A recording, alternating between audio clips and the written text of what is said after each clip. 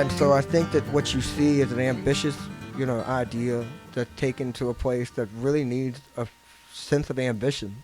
It's something that was like dying in a decay in terms of the crime rate through the South Side have been horrendous. They had to find something. Right, it had nothing else going, and that turned the tide. If this works for the community there, and uplifts them, what do you say about a rising tide, Billy? It raises all ships. There you go. And on that, we'll go ahead and say welcome back, ladies and gentlemen, to the Appalachian Podcast. We've been going for about 13 minutes now. I'm wondering if I maybe shouldn't just start the show here and do the first 13 minutes of Patreon, because that's phenomenal stuff right there. Probably shouldn't give that away for free. Well, I think you should, mate. I don't know. Give them a good taste. I mean, you think, they'll give them a taste every week. We don't do this very often. I think with Tyler. It's late. It's late. The conversation's getting deep. We are back. I'm your host, Billy Riddle, and with me, as always, is my trusty co-host who hails from an island in Europe that doesn't believe in dental work, Simon. Yeah, but look at my teeth. Well, you're an American. Are they real? Oh, hang about. Now, that table got turned real quick. But you are. Yeah, but look at my teeth. Exactly. You're an American. Naturalized. By my dentures. Today. Oh, my God. I'm going to leave. That first 13 minutes, I think we're going to do it on Patreon. We'll release that. So if you're just hearing us now, we had about 13 minutes of talk, phenomenal talk. Go to our Patreon at patreon.com/getontap for just $3 a month. That's a dime a day. With inflation, come on, people, you're not going to beat that. You get part of our subscriber club. You might get to come up here and hang out for a show like this. I mean, imagine a couple subscribers, 2 or 3 subscribers could fit in here on the couch, in the chair, hang out. That's some of the opportunities they have. We've had a bunch of subscribers come to shows before, some of the professional athletes we've had on.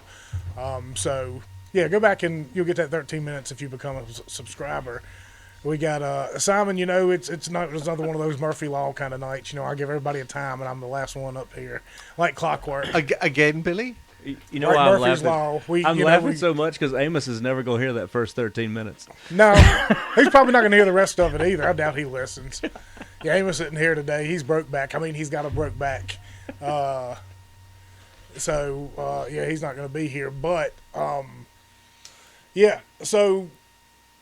Just had everything go wrong over in Roanoke, trying to get the kids here, there, and to swim. Obviously, Charlotte was over there teaching. And apparently Benji did a couple of funny things in the pool. One, Claire was standing on the edge, kind of doing her little Humpty Dumpty dance, whatever she does before she dives right in the pool. And Benji just kind of walks up behind her and just pushes her right on in. And he turns around and looks at Tara and said, "I pushed her," and laughs about it. Then Tara had said something to him. The geezer did a dirty. Well, you're going to love this one. And then apparently Tara said something like, "Simon says," not mentioning you, just the game or whatever. And he looks at her and he says, "I'm not Simon. I'm not a geezer." Swear to it. Priceless. Swear to it. He knows. He remembers. Tara was like, the things that he does to pay attention. She says, it's mind-boggling. So, yeah, it's been one of those days. And obviously, since Amos he has a broke back tonight. And that actually might force him to listen to the show. So if you're listening and you have Amos's number, like, Bradley Kennett over at Long Works or Caleb Floor, any of y'all boys that are listening, or any of y'all out there that makes us the #1 podcast in the German Baptist community that happens to be listening, give him a ring and ask him about being broke back. That's all you got to do. That way it'll force him to eventually listen to the show. So we do have our other trusty co-host here tonight, one who doesn't ever have a broke back, Chip Slate from Being Libertarian. Chip, how's life treating you being #2 at the table now? Well, I tell you, it's rough, rough living. But I tell you, getting closer to Christmas, there's just no time to do everything you got to do. Well, you know what I mean by that #2, don't you? I don't know what you mean. Well, you're now officially #2 in the follower count on Facebook, if I'm not mistaken. Oh, I see how it is. Now, he's not kidding. The Appalachian Podcast Facebook page is on absolute fire. That's it. A couple weeks ago, we hit 50, and it's already at 75. 75 people? 75,000.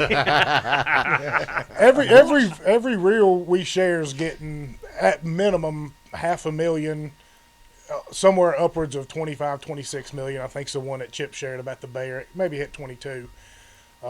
It's crazy. Wow. But you know what? I finally got a call, email back today from somebody at Facebook. That never happens. I was like, please, for the love of God, let me change my tax in, folks. My wife punched it in wrong, and I'm not being able to get paid for these for the bonuses program on Facebook. I got a bunch of money locked up in there. They just delete if I don't get it out in time. So I finally got a letter back today. I'm gonna send her a mail back and say, if this works, I don't know who you are, Facebook person, but you're in my good graces. Please come to the show sometime. Shoot the cannon. Maybe be a whistleblower. I don't know. Just please. You don't even have to use your real name. That's right. So Facebook's doing really awesome right now, but it's weird. I think the algorithm is so smart that it knows when you were trying to do something to promote yourself. Mm-hmm. So I can share the stupidest meme in the world, and it'll get 6,000 likes and 800 shares or whatever, and that's a very profitable post. But I'll share something like a show. I won't even put the link in there because when you put the link, it automatically demotes it.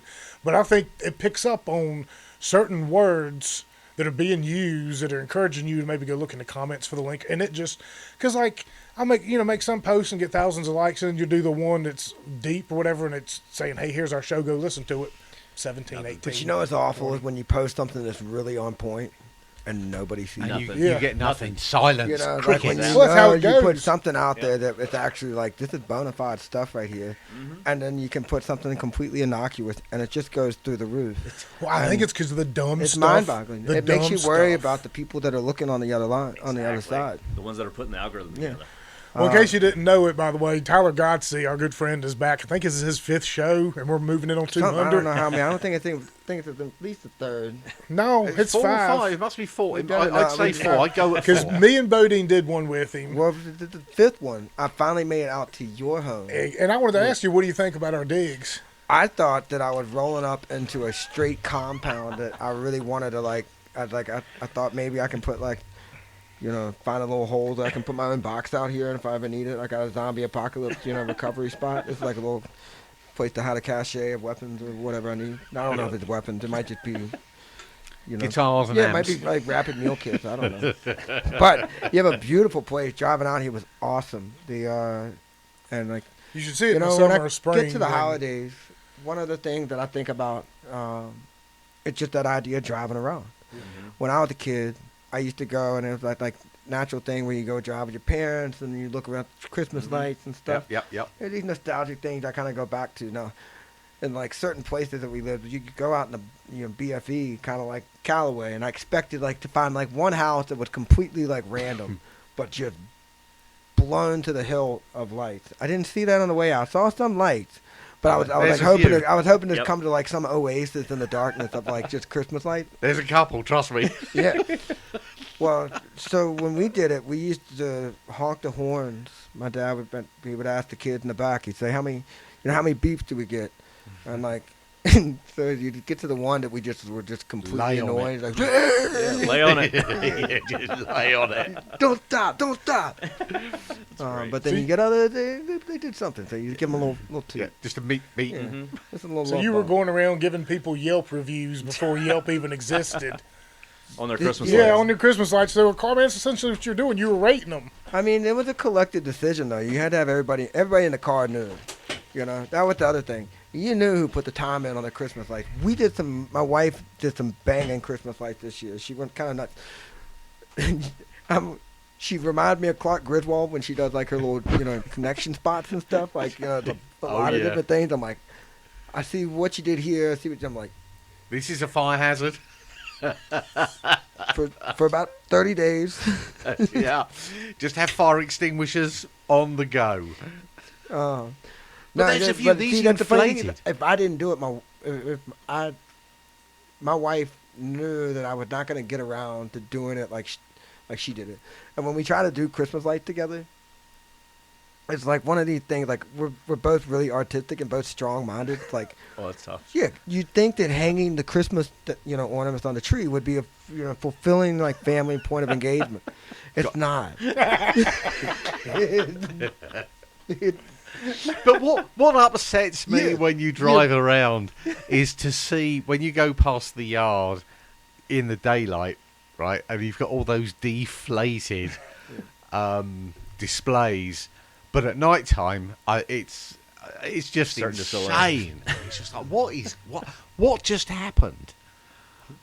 I think about it like, it's like I put so much meaning. Like I do think of myself like, Clark Griswold. Like there's so much meaning into like these little things over the holidays because you get caught up throughout the rest of the year and like you're forced to tell yourself every day of the holidays to kind of like get in the spirit of things, And so when you do those things, like you bring the Christmas tree home, you end up like pulling teeth to get everybody to come together and actually start decorating the tree. But then like one person had the better idea, which is normally me, about how to hang the lights on the tree. That was subtle, and I and like then, it. Yeah, then the other one's like the tree's not centered, or whatever. Like I think this should be the front. And by the time you get through all the negotiations about all those things, you start to say, screw it. Like it's like we got the tree in right now. And I was thinking about this, the other day because I was frustrated at myself that I was feeling frustrated putting up the decorations on the tree. I know that like there's a lot of people out there. Don't have a tree. There's a lot of people that don't have anybody to get frustrated with, and that the holidays are actually some of the most difficult times of the year. Oh yeah, for that's them. For true. sure they are. For sure. And so I started thinking about it like with that, and I was like, what the hell's wrong with me? Why am I angry because Flip this they around. put the heaviest Christmas ornament down on the bottom branch that had the weakest branch, and the dog sitting right there chewing all the ornaments up, And like, there's things that like at the moment for me, I was like, I've tried really hard this year to like kind of take deeper breaths, and like I've been like working really hard on my mindset, and I found myself in the spirit of things, trying to get in the Christmas spirit, and I was stressing about And that it. takes an effort to pull yourself back. Yeah. It's an effort well worth spending.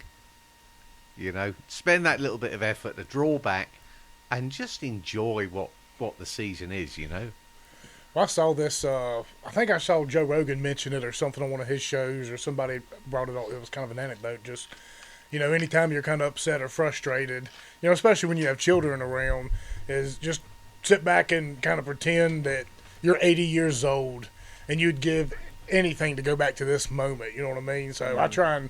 I've never really cared much about Christmas. I enjoyed it as a kid, obviously, and then when I got old enough, it was just kind of like, hey, I don't really want a lot of things. I don't need a lot of things, and but now having kids, I've kind of, for their sake, kind of got back in the spirit a little bit because they enjoy it and they have a good time with it, and you want to kind of change and morph into, somebody your kids need to look up to. So if it excites them and they can have a little bit of fun in this crazy, ridiculous world, then. That's who right. am I It's to- worth it. Yeah. That's exactly right. It's the season, but the stress that we put ourselves through just to make that possible is the irony of it all. And I have this on every Sunday at the sanctuary. I have this Buddhist meditation Sangha group that meets, and they've been meeting there for 2 years now, maybe a year and a half,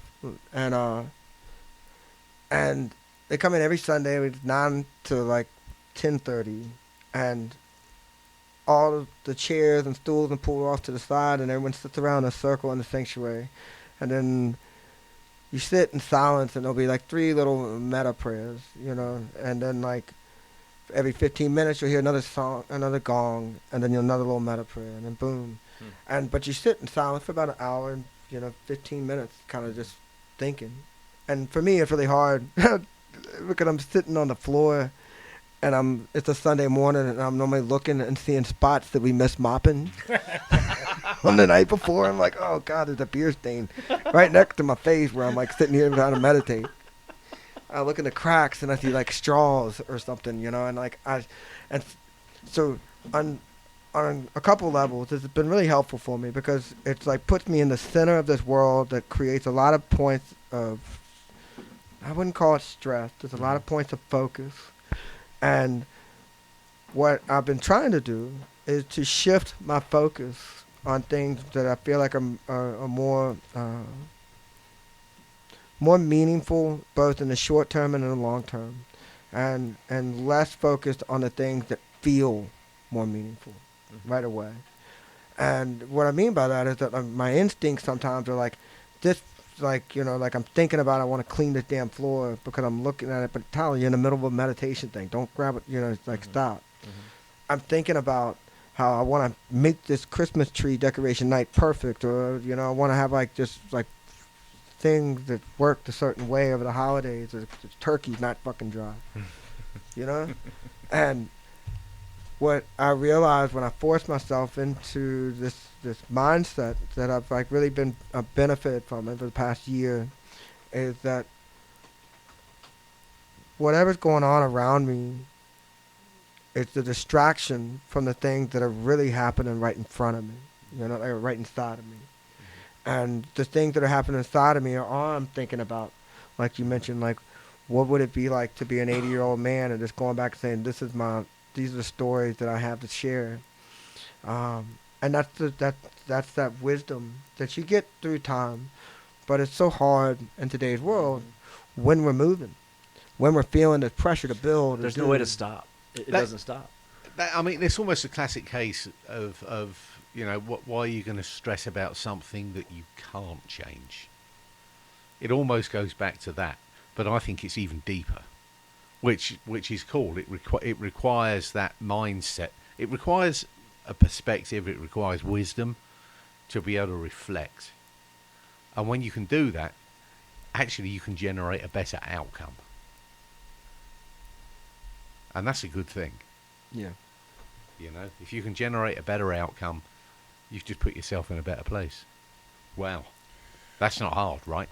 Well, speaking Really? of the sanctuary, I mean, it's been a while since we've been over there. If you go back and listen to any of our shows, they're all phenomenal. Go back and listen to any of them. I think it was one with Marshall, one with Colby, one with just us three, and then one with you, me, and Bodine back a long time ago. But we did all of those right there in the middle of the sanctuary, and it's such a special place. And for me, it's earned its name. Oh, very much so. And, my wife enjoys going over there. She's a big fish fan, and you and your wife are big fish fans. And so she that kind of energy is what draws her to it. So, for me to enjoy the place so much, and for her to enjoy it for different reasons, I kind of like the country rock shows and stuff. Those guys that show up, the Jared Stouts and the 49 Winchesters and the Crawford and Power, who's going to be there this weekend, by the way. We got a VIP table. So we got Will Reed's gonna be opening up for him. He's gonna be playing a solo opener.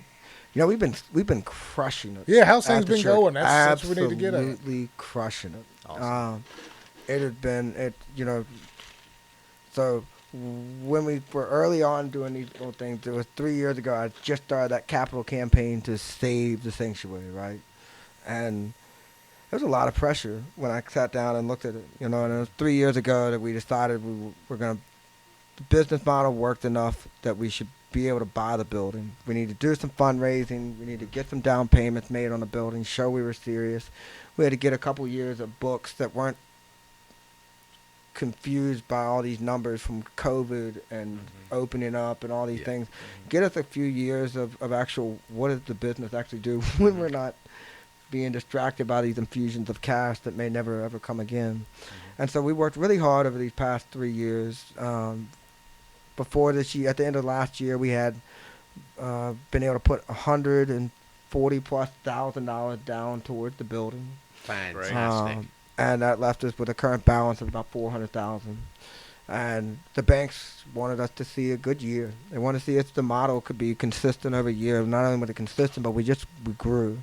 Our expenses, that's one of the things. Well, expenses are always going to increase when you're being successful. It is, and the pressure that comes with that is significant. I think that, but at the end of the year, we were supposed to close on this building. We had a 3-year lease extended, and by the end of this year, if I didn't have financing on the building, there was, questions as to what would be the next step. And I'm so stoked that the board has approved. We've got 4 different financing offers last month from the banks. We don't have to put another dime down if we don't want. Now we've got some plans to put some of the money that we've raised, it will go into that down payment to lower our final cost, or to go into an escrow to satisfy some of the bank's expectations for us in terms of where we have financing, sort of cover some bad months. So they've been able to see that it's going to grow and how it has grown. So yeah, they just want to see the model work. They want to see that consistency, because it was just wasn't in a genuine business year. Yeah. And really last year was a recovery from Yeah. that whole COVID scenario. Yeah.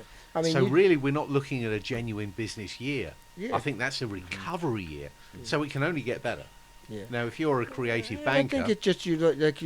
So there's a lot of people that were, you think about inflation, and when the first stimulus came to us from, uh, the first like stimulus package that we received, that was all the money that we received from the government went to phenomenal uses that put us in a great position today. But there was the period in that second stimulus that really kind of created a lot of money in a glut of a system that I certainly could use, and I certainly did, it helped with staff. Ultimately, it mostly went to this hiring staff. But what I realized was that once the surplus goes out, where does the business model then rest? where does it take over? Yeah. And so that was what we were looking for. Like 2022 was you dealing with a lot of leftover COVID funds that were to be exhausted in certain ways. And many of those were for infrastructure things that don't predicate a return, that is calculated as expenses. So it's just kind of hard to understand, where you're spending your money, where you're making your money until we got out of COVID. And not just COVID, but out of the last throes of the funding that was subsidized in those years. And I think that what you saw for us was it gave us everything that we needed to be where we are today. That the capacity that we have today would not be possible without the government support that we received from They gave the you a need- launch yeah. pad. They Oh gave man, you a the launch PA pad. system, the lights, the jobs that I was able to sustain and hire, the capacity building support that they gave us is the reason we're here today. Now, I don't pretend for a moment that I'm entitled to anything like that ever again. But I think that what that shows is that when those things happen, when the government steps in, that there are examples for how that stimulates something that has a long-term gain. And it runs counter to some of the other things that might have been like out of the trillions of dollars that were spent over COVID funding that didn't have a positive gain. There are tons of stories like 5 Points Music out there that are here today and thriving today because of the way that we were able to navigate that process. I think our business model at the end of the day was the reason we're going to be where we want to go down the road, not because of COVID. Sure. We were rewarded because we had a good business model, and COVID came in and gave us that extra boost. I look at today, though, in January, we will close on that building. And I've been working for 8 years. That is fantastic news. And when you hear the government actually did something right, I mean, they should get the credit for it. As much as we tear them down when they do something appropriate, then they should get the credit as well. Yeah. They go both ways, and I think that there's very real rationalizations for why we should learn to hold people accountable in terms of how things are now there's a school of thought that the government going to do what the government's going to fucking do. And whether spend the money, go to war, build a road, build a pipeline, they're going to do whatever they want. And how you turn to your immediate spheres of influence to instill some kind of change within the way that you operate locally, or whether you generate some kind of value benefit from it, there is a trade-off. And it doesn't come, it's like most of us don't want a trade-off. That's the whole thing. We're like kind of forced into this trade-off. Like, I don't care that you're going to invest a bunch of money to put a natural gas transfer station right here in Franklin County to support an industrial, center just to build your pipeline, But quite frankly, if that's all you're going to get out of it, you might as well look into it because they're going to build a pipeline anyway. That's right. And it doesn't mean you just roll over. But I've seen time and time again when... Hold accountability. Yeah, but I see time and time again when they want something, it just delay. Yep. And eventually, they're going to Get put one tractor in the ground and one pipe in the ground over 20 years. And it's not to say that, like, you just roll over.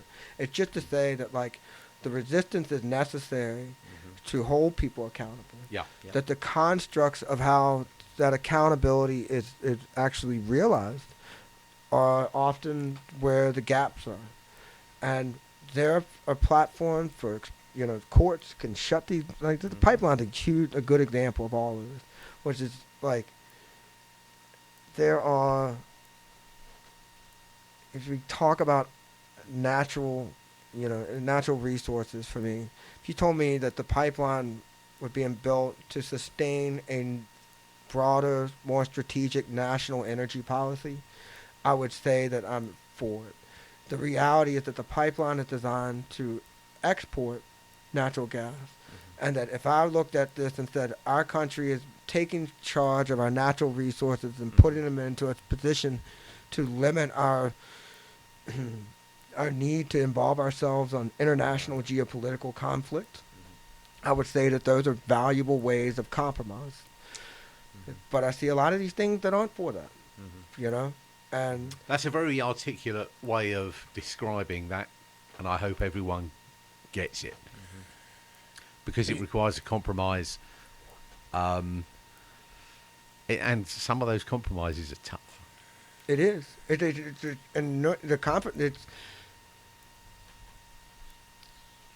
sucks to be on the losing side of that compromise. But you've seen time and time again where energy wins. Doesn't matter what we're talking about. Energy and water and resources are going to win out over the will of the people. Every time. Well, at the end of the day, too, It doesn't matter how it's right or wrong. It's just it's the way it is. The government will involve it themselves in those more and more. But at the end of the day, the biggest problem with it all is a lot of the people that are fighting against that kind of progression when it comes to our natural resources or whatnot, they're still, at the end of the day, they're cutting off their nose to spite their face, because they actually wouldn't have the ability to do the things they want to do. They wouldn't have these luxuries we have if it not worked for those things. A lot of these people say, cut off oil tomorrow. Well, oil isn't so much more than just vehicles. Like it helps create what do you think lubes up those windmills? It's oil. You know what I mean? Like, if you completely stopped using oil tomorrow, I think they said within a day, 80 million people die. Like it's because so many people reliant on. Well, I think that the thing that makes this country what it is that forms of resistance organized in a proper manner, intellectually communicated in a monetary concept, as well as positioned within the constructs of our systems of checks and balances, if you will. It requires a lot of thought to do every single one of those. To think about the real cost, to think about the real red tape you have to go through. I mean, as an attorney, you understand more than anybody how semantics and how policy and how laws are interpreted, regulated, and that there is a whole range of areas that a lot of people just don't have the intellectual capacity to think about, and they get frustrated by it because it's too damn complex for them. That the only person that can navigate it is the lawyer that says, "Well, yeah, there's a reason that we can try and stop the pipeline because there are turtles that might, that are endangered." Right. That's only that's where people we organized really well against that pipeline. I thought that the initial organization from legal representation, they were winning at the Supreme Court. They were winning on levels that made sense. Somehow the pipeline still get built. But isn't that what you said? Energy's going to win. Yes, and I think that's the problem is that people lose faith in the systems when they say, "What more do I have to do?" Well, I think a lot of the losing of faith is how we're kind of crippled from being able to fight a lot of causes. I'm sure there's a lot of people that like to have joined in on a lot of these things and protest, but when you're getting taxed straight into the grave every time you turn around with your money, and then you have children and you have health issues and things start piling up.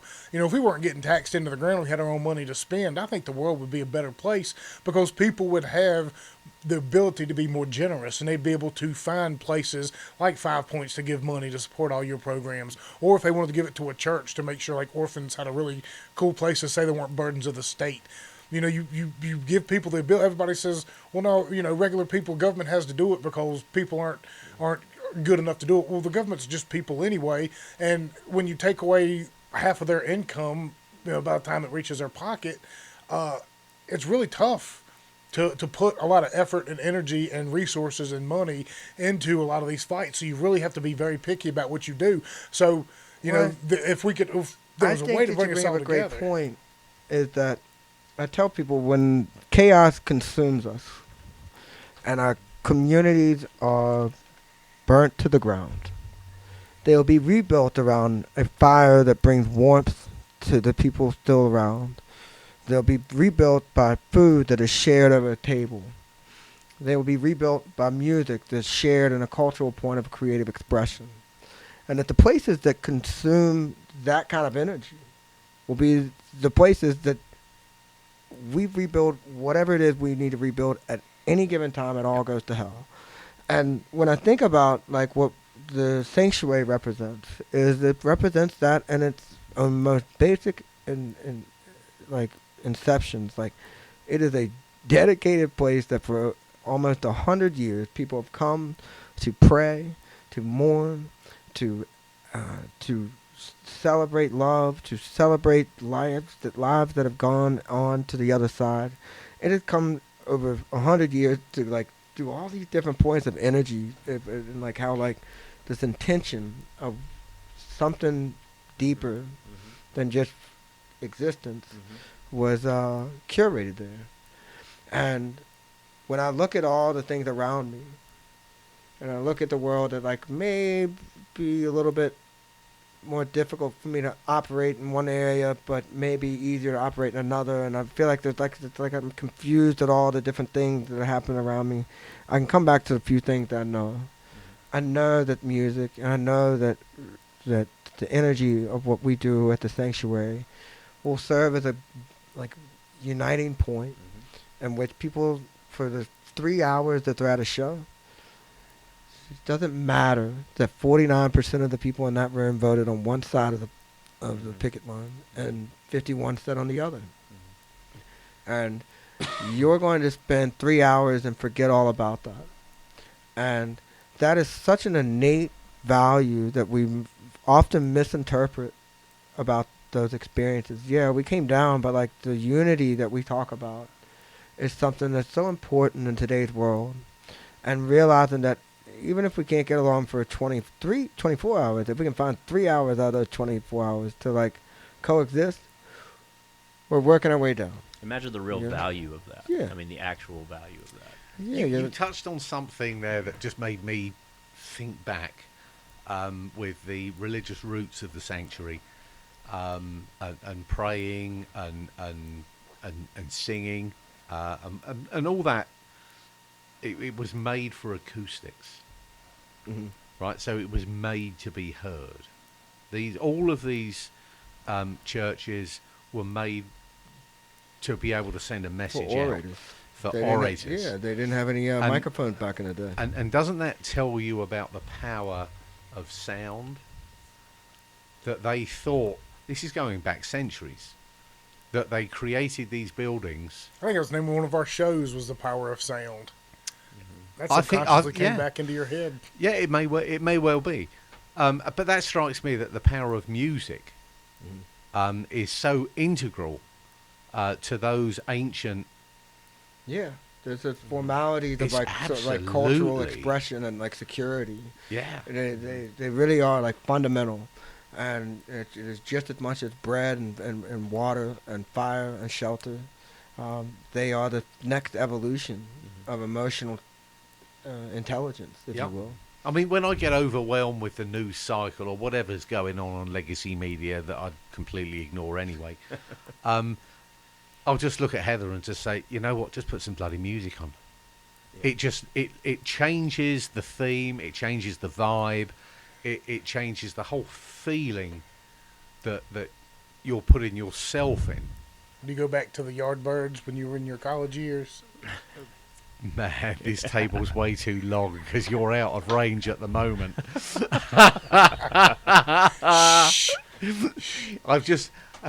I've just mentioned you, Heather. So anyway, Heather's just come in. Good to see you too. Yeah. Hey, how are you? Yeah, so where was I? I got thrown off a thread there. I was making know, some very you- deep comment. You got starstruck by your. Yeah, by I your- got starstruck by the missus. Ain't that great? I do the same thing. I do the same thing when my wife comes in. I like look at her. I'm like, I know. It's just, she's like, what It are you is. looking at? I'm Like, sorry. I'm starstruck. Yeah, baby. Yeah, where were we? What was I saying before she? Oh, I was talking about you listening to the Yardbirds when you were in college. Oh, you cheeky bastard. when they were the big band around. well, like I told Simon earlier, when I got here about 20 minutes before everybody else, I just sat on that porch and that rocking chair and just soaked it up. And you can't disconnect like that. No, anywhere that's else. what's such a sell for this show. I just you heard know- deer. I heard a bunch of deer rustling. You know, think about the people that are going to want to come here and experience this place. You know, just like 5 Points is an experience that you want to go have. You know, as you know, for music or whatever your therapy is. But for us, it's music. We love going to a good show. Everything works out. This place is kind of the same. It has this aurora. You come up here, and the drive is beautiful, especially in the daytime when you can see the mountains. You can see Benton Mountain running across there. You can see Hayes, depending on which direction you come from. You see Ferrum Mountain. And yeah, you come up here and you just sit around and you breathe it in. You know, honestly, you know, our ultimate goal is, you know, to bring somebody up and do a show on a Thursday night and then say, hey, maybe you know, if you're a musician, or maybe you do a show Friday night. Maybe it's at 5 Points. Maybe here it's somewhere in town. You know, because we got these kind of people wanting to come on the show. And, hey, you know, come up here on Thursday, do a show. Friday, we'll go ride the mountain, hike a bit, do whatever you want to do. Yeah, do Go do a show. your acoustic set somewhere, and then do the big one somewhere else. Yeah, What a concept! But stick Well, around. you gotta pay them. That's why they're artists. This is they're always the touring problem. artists. Absolutely. That's what Yeah. they tell you. And you know, here's the thing. I challenge a lot of musicians that are growing, especially regional ones. You know, and they ask me what I want to play at the church, and I can't always just put them in there because it's a different thing. You gotta, I need 150 people to come to the door. Not everybody wants to hear that they can't sell 150 tickets. You know, it's kind of hard for somebody that feels like they've been in a bar or they played in a venue that they thought 150 people came through. But at the end of the day, what I tell people is that they've got to take a certain element of pride in what they're doing. They have to stand up for themselves as artists. They have to demand what it is they need to generate the value for the creative time it takes to make what they make. It's not just for the hour to 2 hours they played on the stage. How long did they spend practicing? How long did they spend Evolving rehearsing? that set. Yes, and it takes a long time for a musician because they do all this out of love, and so it's very easy to take advantage of that.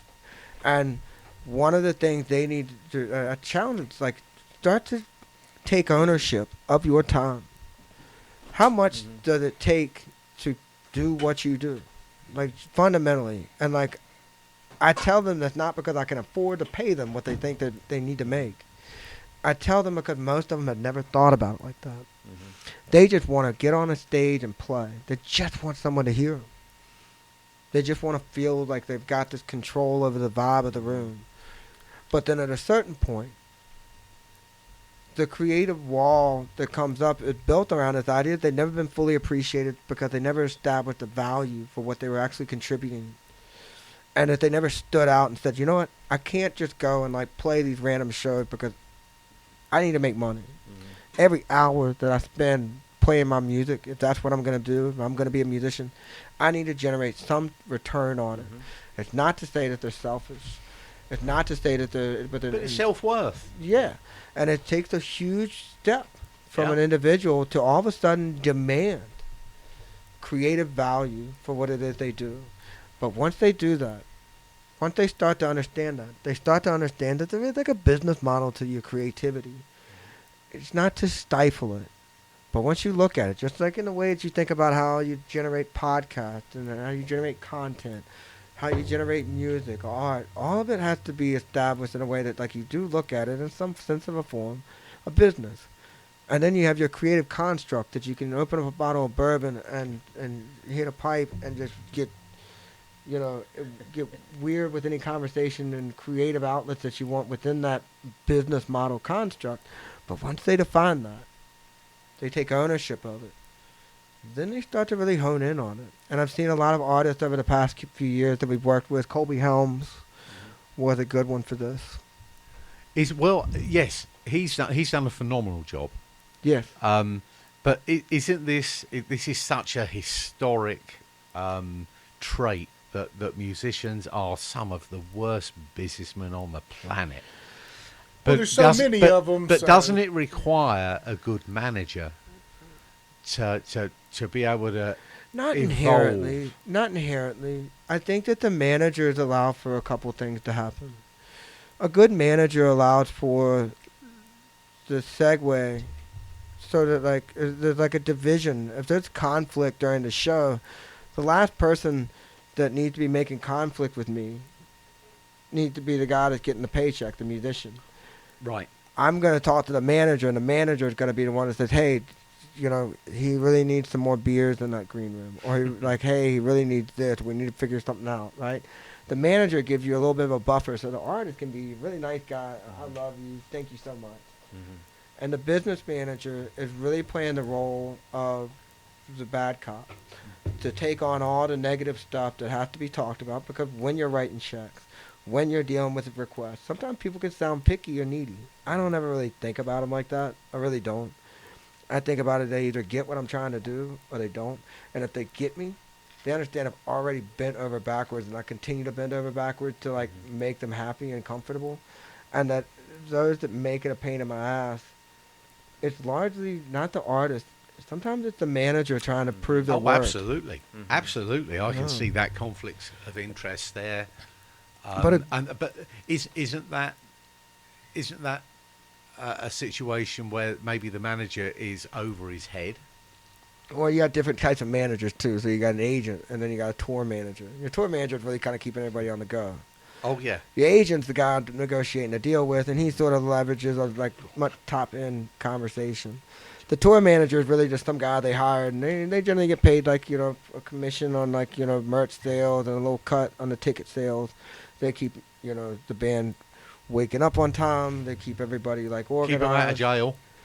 Yeah, but sometimes they can be the point of conflict when I have no conflict with the rest of the band. And it goes to show that idea that we talk about, how we say things can dictate how we respond. It's not what we're saying. It's just how you ask for how you ask for that extra beer can make me feel like this guy was very he's just out of beer to go hook him up, or that guy's a dick. Just how you breathe. Yep. And learning that, learning. I always say when I've had a conversation or a group setting Just or a dinner. Might as well turn it on. You got to turn it on too. There's an on button.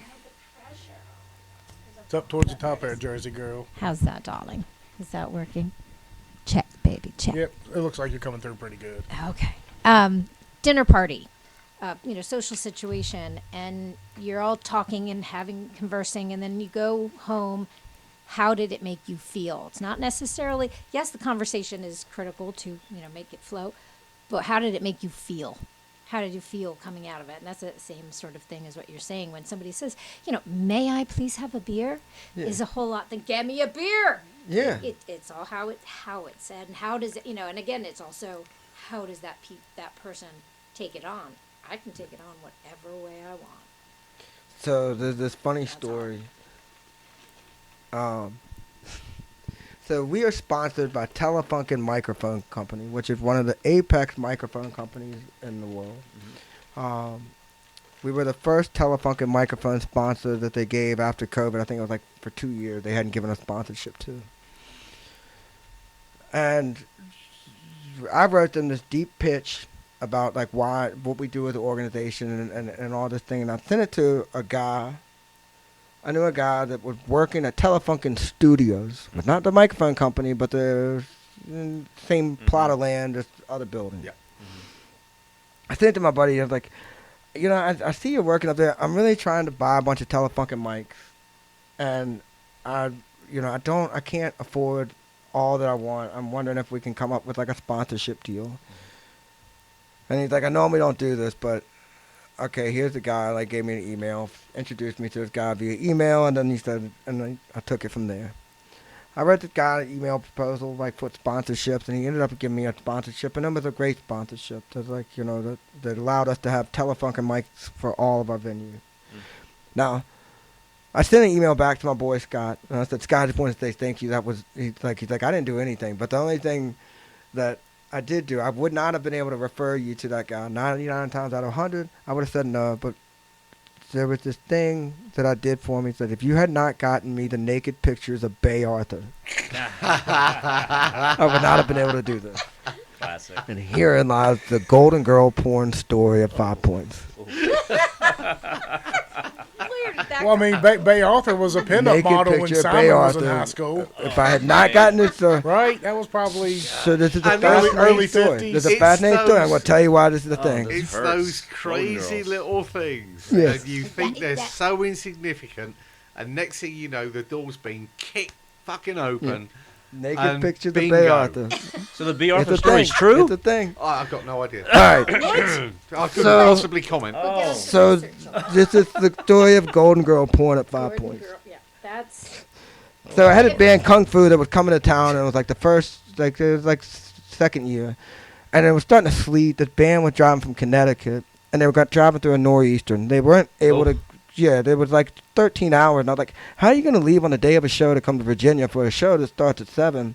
And like they're calling me from like New York, and they're still like, "We're not like looking good right now. We got one of the drummers is like, throwing up out of his butt and like shitting out of his mouth, and they're pulling every 45 minutes, and they're driving through a Standard tour. nor'eastern." Yep. And I'm like, and it's sleeting in Roanoke, and like people are calling like, is the show gonna happen? I'd sold like 23 tickets. I was getting ready to take a bath. I was so upset. I was like, yes, it's still going on. It's not snowing. It's raining. Y'all come, please. And meanwhile, this guy texted me, Scott's like, we're on our way. Meanwhile, Nearly I had there. a candle catch fire, like a LED candle, like shot out of like a votive up there and caught a couch on fire before the show. I was like, this show's just not going to happen. It's not meant to be. I thought that was the case. Mercury is in retrograde. And this manager called me, and the store had already opened because no one had bought any tickets. There's no one in the venue, so it's not really a thing. But the band's not even there. And he's texting me this thing. He's like, bro, we're 30 minutes out. Here's some things you can do to help me, make sure this thing's smooth. I was like, Damn. I need 3 naked pictures of Bay Arthur, a chocolate cupcake with purple icing, half-solved Rubik's Cube, and something else, Oh my God.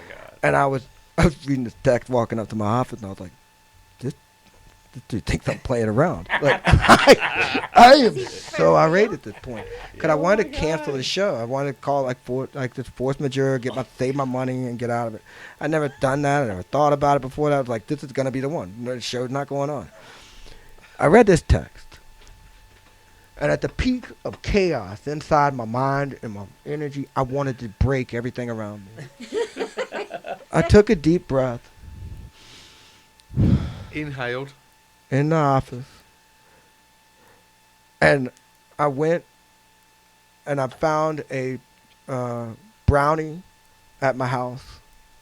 I had a Rubik's Cube that I solved one panel, and then I set that on the counter of the green room, and I went and opened up Google, and I typed in naked pictures of Bay Arthur.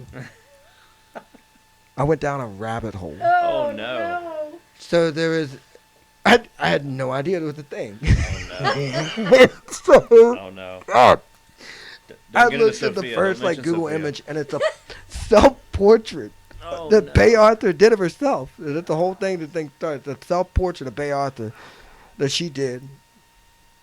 She was maybe 60, and then there's just this wide deviation of Golden Girl porn. Wide deviation.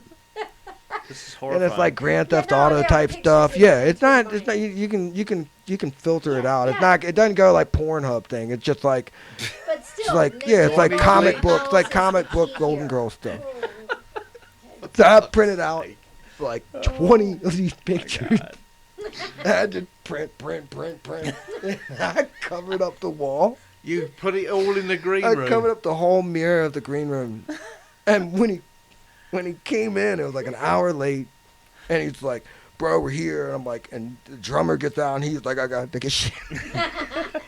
And the band's like going in. That was And nice. This guy Scott's like, so glad you worked this out. I was like, just get them going. Like, my production crew was waiting, just go. And I couldn't wait to walk him up the stairs to the green room. When he walked upstairs, he looked in the wall and he was like, jaw dropped to the floor. Oh my God, I can't believe you actually did this. Got him. He was blown away. He was just trying to neutralize me, Mm-hmm. you know, like trying to ease the burden because he knew I was pissed.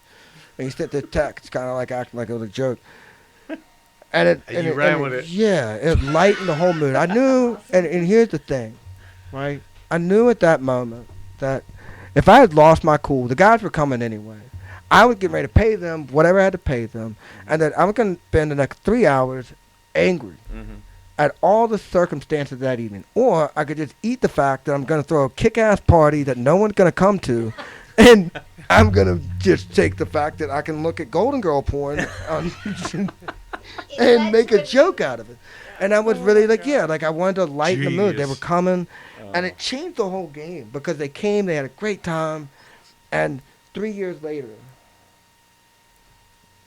I learned that Scott, the manager, was working at Telefunken Studios, How about that? and I wrote him an email, There's the and connection. he told me that if I had not gotten the Golden Girl porn, that he doesn't think he would have been able to do. He would have done what he did because I would have just been another guy.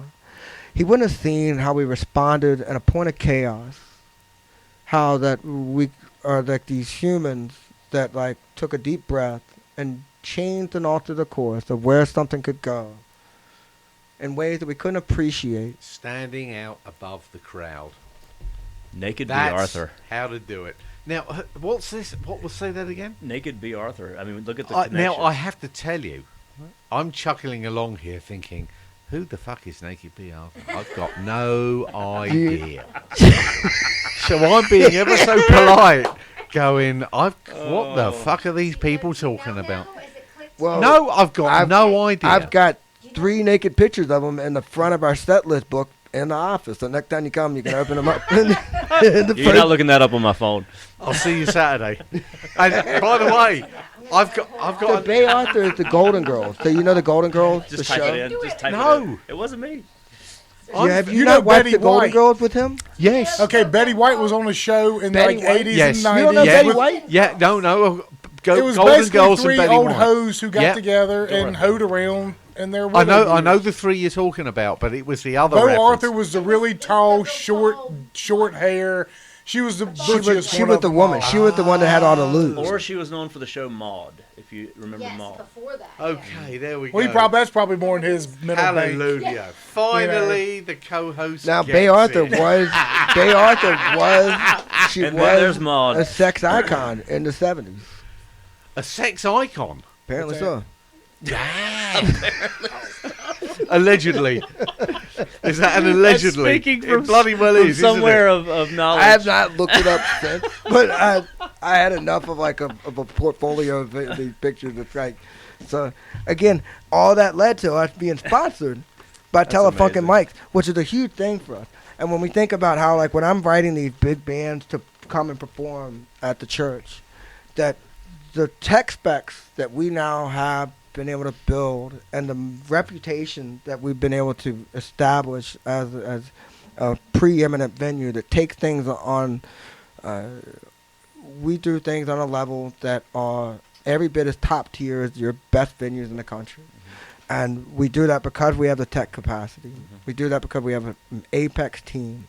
We do that because we've been coming up with a phenomenal way to continually improve and be consistent with our team and our marketing and all these things.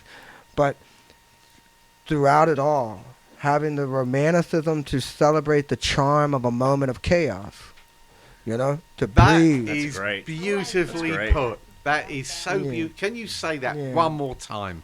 I don't think I can. I think Oh, you well, we may have to replay Just it. hit the rewind. Rewind. button. But, you know, that... So what was it, the romanticism? The romanticism. in the moments. I don't just come up. I do just come up with this shit. That was a moment. Yeah. That's Well, why we we've record it. mentioned That's on why we so record many it. times before how poetic he is. But we talked about the same thing when it comes to the holidays. We were talking about how like Yeah. in the midst of like a chaotic like dinner with your family, or like trying to decorate the Christmas tree, or trying to shop, all that stuff, that chaos, is to find a romanticism within that, to celebrate why the hell it is we are really doing it. I wasn't just Right. booking a band because I want to make money. I was booking a band because I want to have a good time. The pursuit of happiness. Yeah, I wasn't just Love it. I wasn't just putting together a Christmas tree so that I could have a place to set presents and spend a bunch of money, to put shit in. I was doing it because I wanted to celebrate this moment with my family. I wasn't just like in all these like all these little things that we like come back to. We misinterpret.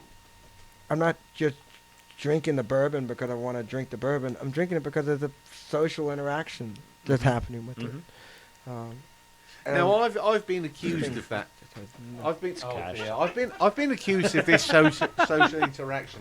Now, this is going back to the day where I spent from my early youth a lot of time in English pubs, and that was part of my prelude to playing rugby and learning how to drink beer professionally. What was it like It's seeing the before Beatles before MI6. they got big? Sorry. What was it like seeing the Beatles before they got big? Thank you, Billy. So, anyway, so You say you were there? I'm moving on and trying to ignore Billy here. But it led I've to been very my ageist mother for the show. criticising me, Very.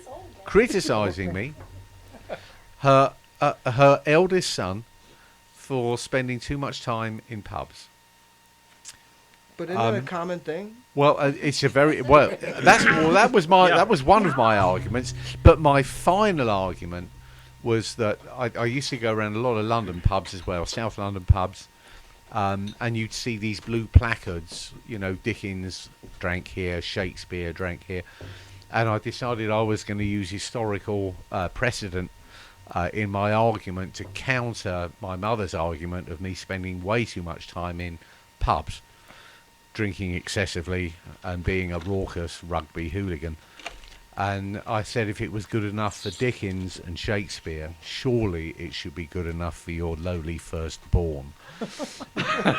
And there I rest my case. It kind of sounds like Peaky Blinders. I mean, I could see a Peaky Blinders streak in Simon. Yeah.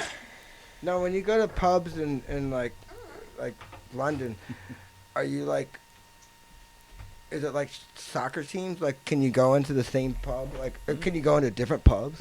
Oh, Or are you like, goodness, are you yeah. like, this is the pub that you've chosen, and because you chose this one, you can't go into the other one? Oh no, you have your locals. Yeah, there is your. You'll have your local pubs. Now that will keep you You have to be invited. geographically You have to be down. invited in. Everybody knows Oh. your name. Well, everyone knows you. They know what you drink. As you walk through the door, the pint's already on the bar. You're good to go, and it's here it comes. And then there's I'll for those that haven't heard this before, it's a great game. If you're going to go to London, go on the Circle Line tube, and every stop, the Circle Line, you will ultimately end up back where you started, but you will never do it playing this game. Every stop on the Circle Line, get off the tube, get out, The what? off the tube, the under. The subway. Oh, the subway. microphone's up Sorry, there. the subway. Get off the subway, and whichever exit you come out from, go to the nearest pub, and then you have to drink a pint, and then you go exactly back to the same tube subway station, and continue on the Circle Line, but get off at the next stop, go whichever exit you are lucky with, go to the nearest pub, drink another pint. How many stops is it? I've never found out. What's the furthest you made it? 12. Damn. You made it to Like 12 bar pubs in hopping, one How- night. 12 you, pints. You must have impressive. had. Golfing, but But, via however, Yeah. Via tube. they're What kind of pub beer? Like, what kind of like? So, are you drinking Guinness like droughts, or are you drinking like red ales? Like, what kind of- normally a pint of bitter. 12? You clearly drank more than one at each stop, because There are way more than 12 stops on the Circle Line. you said 12 is the most you made. Yeah, that's all I can remember. 12. But- But I mean, I on thought you were the 36 beer guy from New Oh, Orleans. well, Probably- that was New Orleans, and those were I was gonna say those are probably stout beers. those over were there. third pints. So that I was still at 12. Okay.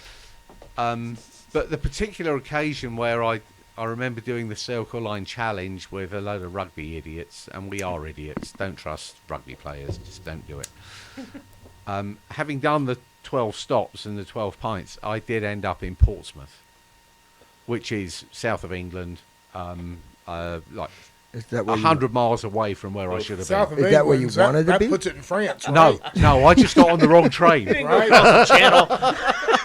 South of England is France, right? Is that where you were at? Oh, don't you stop. You said south of England. I'm just trying to get my geography Mother- correct. So you just fell asleep on the tube and Fell asleep on. No, well, I got off the tube because I thought that because then I had to get on a mainline train, and the mainline train, unfortunately, was the wrong train, and I ended up in Portsmouth, so my wife and I were, significantly further away from home than I was anticipating. my wife lives on Long Island, or grew up on Long Island, and we go to all these fish shows on New Year's Eve, and the last train from Madison Square Garden to Long Island leaves at like 2:30, 2:45, whatever, something like that. But it's an hour and 15 minutes from there to Amityville, where she lived. She lived in a couple different places. You but said Amityville? Amityville, like where Amityville Horror House is. Yeah. How about that? That's right. Yep. Okay. Yeah. Yeah. So the house looks nothing like it does in the movie, by the way. But I remember one year we stayed up late, and like it's a long enough train ride. We fell asleep, and we woke up like at like way down. I mean, at the very end of the line of Long Island Railroad, and I can't remember what the name of the spot is, like Babylon, whatever it is. It is Way out negative 15 degrees, and it's like 4:30 in the morning. The next train don't come till like 5:30. there. Oh no! So where? And it was like a $275 cab ride. Oh no! Whoa. But there's no cabs out there, so we waited like 45 minutes. And by the time we got to 45 minutes, we're like, well, the train's going to be here. So let's just tough it out. And my wife and I were sitting there like decked out and like she had like New Year's attire on. Oh, God. And we huddled up and like, Oh man. Was there anywhere for you to go? Was there a town or? no, Just a train station. yeah, it's there was nothing open. There's like the pubs, but they're not open at 4:30 in the morning. Right. And so we sat on the train station terminal for a little bit, and I called a cab, and the cab has never showed. And this is like pre-Uber days, where like Uber was like a thing. And and my wife and I, we laugh about today but I had like this leather jacket, and I was like putting it on her, and I'm like, it's like cold doesn't bother me. Yeah. That's it. Oh, I would have But died. she's in this Can't like do little that. dress, and I was like, we were decked to the nine because Fish was playing MSG, so you really didn't have to go outside. You just went right up, boom, boom, boom, And the train goes right up to it. yeah. So that was my shared experience that Simon had when he woke up in Portsmouth. Go back to that story you were talking about with the mic sponsor. I just think it's kind of weird. I've had kind of the same thing. And I've mentioned on the show before. I'll give the short version, but I was 27 years old as a senior at Radford because I went overseas and kind of changed my major and all this stuff. And I was living in Blacksburg, so I was attending Radford, living in Blacksburg. I got asked to pledge a fraternity in Blacksburg. Actually, they asked me to be an honorary member. I was like, what's that entail? Well, we'll tie you to a chair, and we'll pour liquor down your throat all night long, and then you'll be an honorary brother. I thought about it. I was like, well, nobody else will really get that. And I said, even though these guys are 18, I'll never probably see most of them again. I said, just send me through the gauntlet. And they said, well, National's not going to recognize this. I don't really care, whatever. So as a 27-year-old senior, I went through the shit of pledging a fraternity. I just wanted the experience. And they gave it to me. And these are my buddies, so they made sure. I caught the shit end of it. But the younger guys would give me the breaks. On weekends, they never made me DD. They're like, there's no reason, you dude. You're over 21. You're fucking 24. Your friends are coming back into town. You don't need to be DD, and we got this. And I did it for the respect, because if I'm going to walk to the front of the keg line, then I want these guys to understand that I went through the same shit they did. And, these guys were Animal House. That's the fraternity it was. The place was a raging party now. But all these guys turned out to be very successful, a lot of them. And a couple years ago, I looked down at a Forbes magazine, and there's one of the guys I pledged with on the cover of Forbes.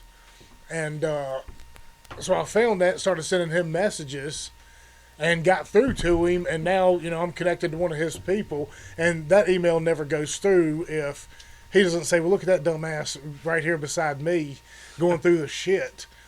So this dude has a CEO of a multi-billion-dollar company, been on the cover of Forbes. His commercials air on the Super Bowl.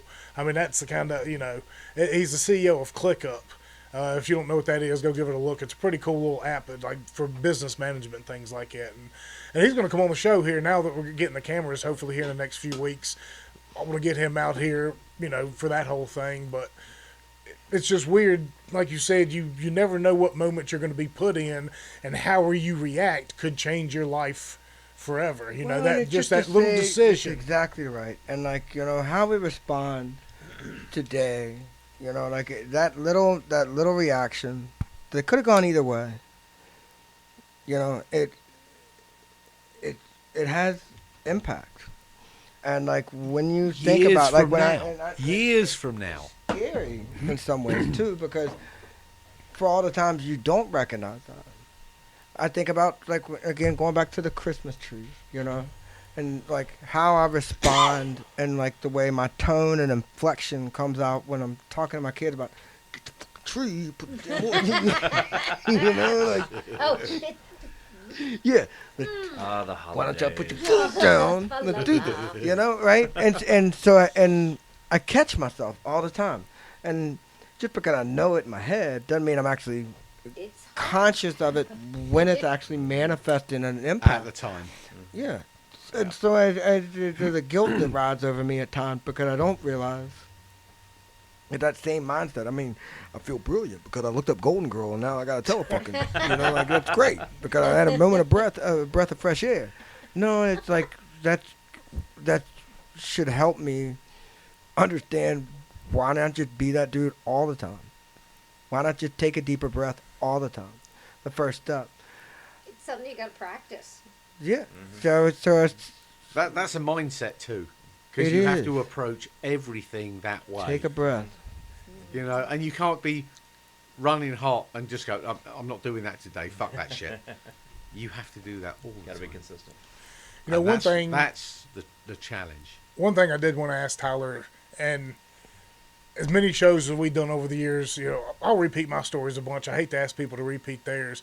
We've got so many new listeners out there, and I want them to go back and listen to some of the other shows we've had with him on. I don't know if Chip's heard this one or not. I think, and I've got to know Tyler quite well over the last couple of years. He knows my family, he knows my kids, vice versa. I can pick his kids out of a crowd. He's a friend. Somebody answers the phone, send him a text message, and one of my favorite story that you've ever given us is the one about your grandpa. And I think since we're right here in the middle of football season, I don't know if Chip's heard that one or not. Steelers, baby, we're looking hot now. I got to hear this. Commanders, Redskins, I don't know what I call them. Are they going to get that name back? Everybody keeps saying that's happening. We'll see. see. Who knows? Well, football is my thing.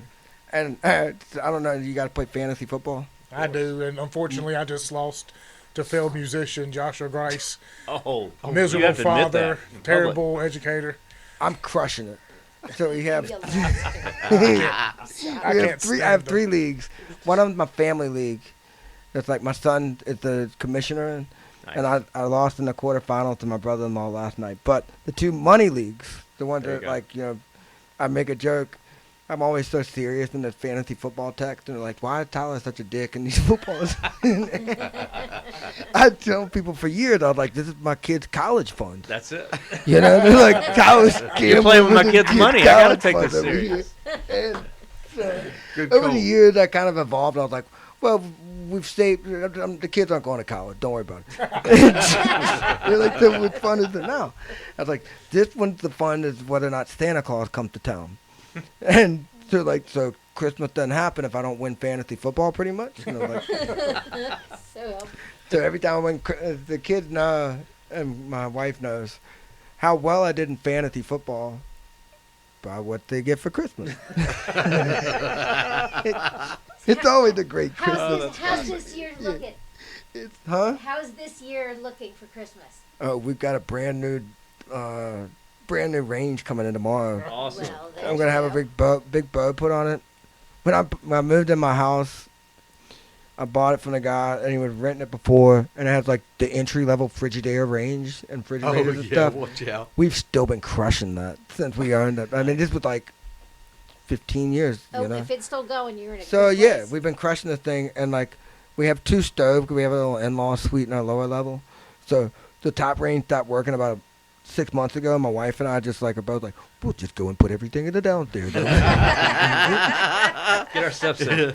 Yeah. Oh, yeah. There's nothing wrong with here. Let's just go to the You figure it downstairs. out. of it. You Yeah. do it. So because I'm doing so well in fantasy, I'm projecting here.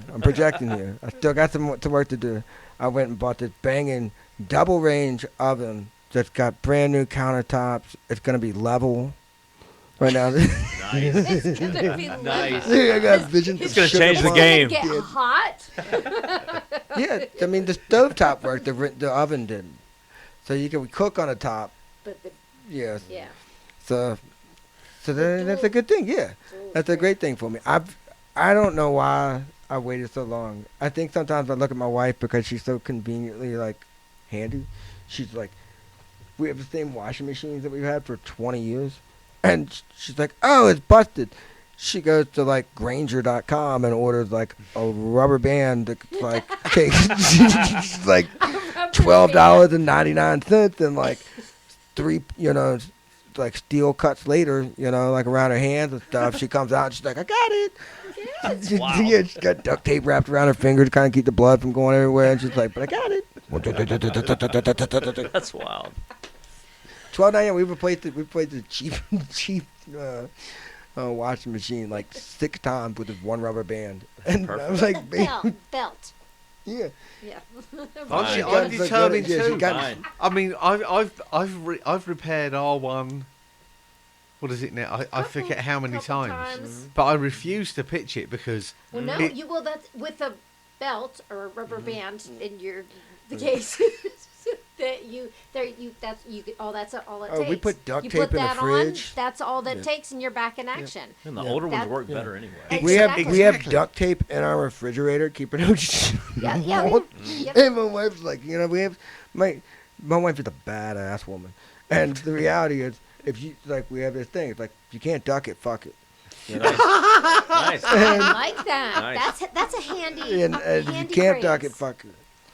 So, Duck it, fuck it. Well, Might as well. where are the bumper stickers? so Go- we fixed go a lot of pat that things with right duct now. tape around the Boom. house until I copyright. I've win never fantasy heard that football, and then I can go and buy something that doesn't have duct tape. So Mm-hmm. maybe what I'll put in a stocking.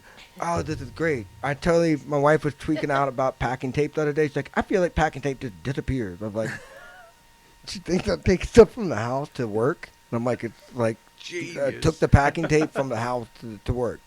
Like, That's So funny. use and there. so I was like, How- so I went and bought her like 24 rolls for Christmas. good. Packing tape. I went to You're like, you gonna wrap get it? in a I shit bought like her that. so much packing tape.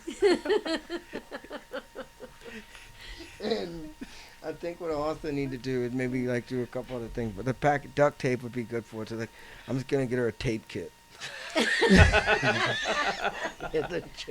Electrical. She's gonna love it. Scotch. I'd say my wife is so badass. She will love this. If there's Scotch tape in it, Film her reaction to opening up the tool jet tape kit. gaffer's tape, electric tape. every kind of tape. That would be something on Amazon. Two-faced Yes, tape?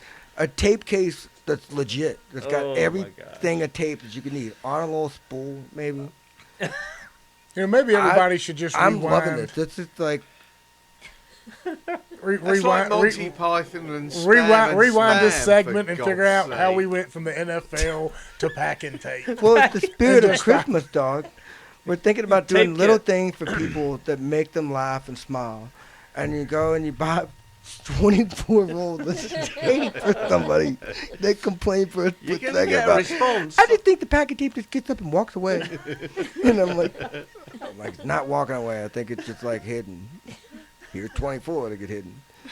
And so you laugh, like that perpetuates these jokes and these little points of like engagement. I think that's like, I work so hard and I push the people around me a lot to work hard with me and like challenge them. And like sometimes the stress comes at levels that like most people, they don't understand the work you do, the amount of intensity that it takes to be an attorney and the focus. It can be overwhelming. And the way you break it down is to find these little points of comedy, these little things of like subtle like Make Make thoughts. you smile. Yep. Yeah, these Bring it breaths. back down. You Yeah, have little to have breaths of diversions. fresh air. It's like what you do with the Right. sanctuary. Get you out of it. Yeah, that's like the whole idea for me. It's like it's like learn to breathe a little more. I read a book called Breathe by a great author, and in it there is studies. It talks about how the idea of a breath has lost, like our physiological shift in terms of breathing, have impacted our public health, from asthma to our teeth to a lot of different. Just like breathing is inherent into our overall health. Deeper into the book, it talks about the idea that studies have determined that the perfect breath is measured in 5.5 seconds of an inhale, 5.5 seconds of an exhale. Over the course of an hour, I think it's like another what's that? It's like 555 breaths. Okay, now I have a hard time. And I read this thing. It's not, I can't remember the last element. It's like well known, but like the perfect breath is measured in 5.5 seconds inhale, Everyone's doing that now, by the way. That's right. 5.5 seconds of an exhale. It's a deeper breath than you think. The balance of oxygen and the release of. We think about breathing so much in terms of oxygen, but we often undervalue the presence and the impact of carbon dioxide. It is equally important in the idea of a breath. It represents like the yin and the yang, if you will, of the breath, Very much. right? And as I go through the holidays, that's like the whole thing I chase. I see all these people around me that are working hard and we're succeeding. We're fighting and grinding and doing things in a way that most people didn't believe we would be able to do. 8 years ago when I started doing what I'm doing, there was 3 to 4 years of people saying, what the hell are you doing? And 3 to 4 years of everyone saying, I get it. And as we all get it, all of a sudden this relief that feels like it should be here of like accomplishing something is really met with another layer of stress in which the accomplishment that some of the people that have built this thing, that have created together the team, now it becomes like, okay, we have to validate it another step. And as I've gone through this, that's like the same thing for me. It's like take each success with a breath and celebrate where we are today. Yes. Each one of us has gone through a story of strife and struggle this past year in ways that most people have no clue. In our own little ways, we've all been taught and reminded that there is no promise beyond anything other than right now. But the first step to every moment that lies ahead is the deep breath.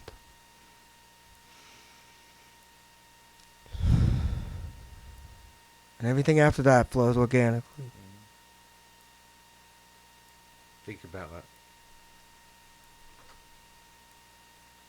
Think about that. How do you follow that? You can't. You know what we could do, Joe? Everyone lay So- head down on your mat. Back to my original question, though, is my favorite story about him is your grandpa. He was a Hall of Famer, correct? Bullet Bill Dudley, drafted in 1931, the number one overall number one overall pick for the Pittsburgh Steelers. He was NFL Rookie of the Year. Played for the Redskins and the Lions. Every team he played for, he led in scoring. He went to first couple years, and his first contract he signed was for $40,000. Art Rooney at the time that was his first pick Art Rooney ever made when he owned the Steelers. And then my grandfather went to the war for a couple years, and then he came back, and then he was NFL MVP. Right when he come back, there were some people during that era that left and went away for the war for these different, He was you know, Ted some Williams of them of weren't the like on the NFL. front line, some of them were, but most of them were playing morale boosting type thing, playing football, boxing, whatever, you know, doing tour stuff. But at the end of the day, they still lost prime years. But in 1966, he was inducted into the Hall of Fame. That was the third year of the Hall of Fame. Wow. And Wow. at the time, I believe you're referring to the jackets, Yes, right? the So flare, I that's bought a why. 'Cause sweet it kind jacket of ties for into you. why you come out like that Yeah. at the sanctuary.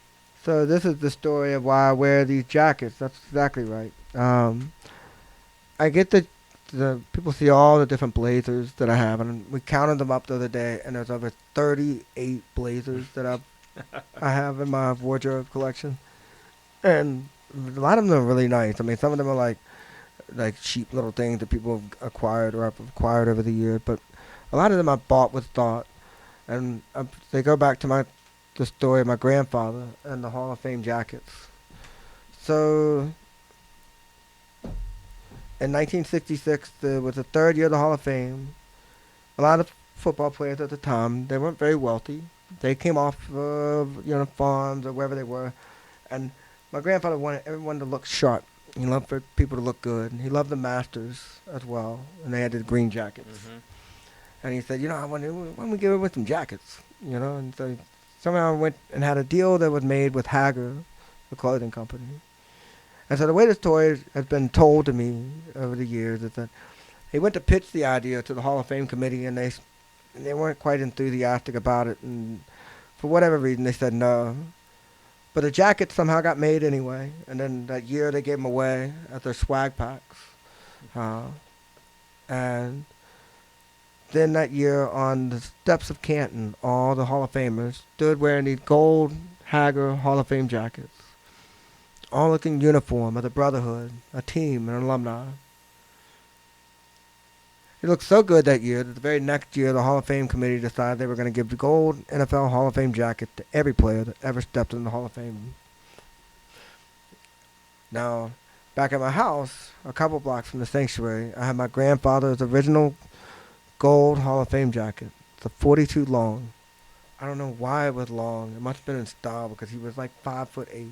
I really don't know why. I really have no idea what about 42 L. But holy hell, 5'8" to be that good at football back then. That's when baffles me. That's when it was Yeah. tougher than 42 L. rugby. Yeah. I think it. Yeah, I mean, but it's a 42 L, and it still smells like them, That's and cool. That's really cool. and so for all the times that my grandfather made me wear these blazers and khakis and like look like sometimes I didn't think very cool.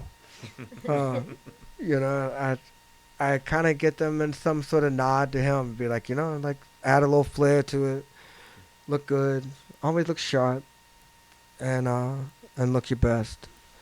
And I think that's a little something I always take pride in. I think when I look at like the football season, every year, like people like, well, what kind of fan are you?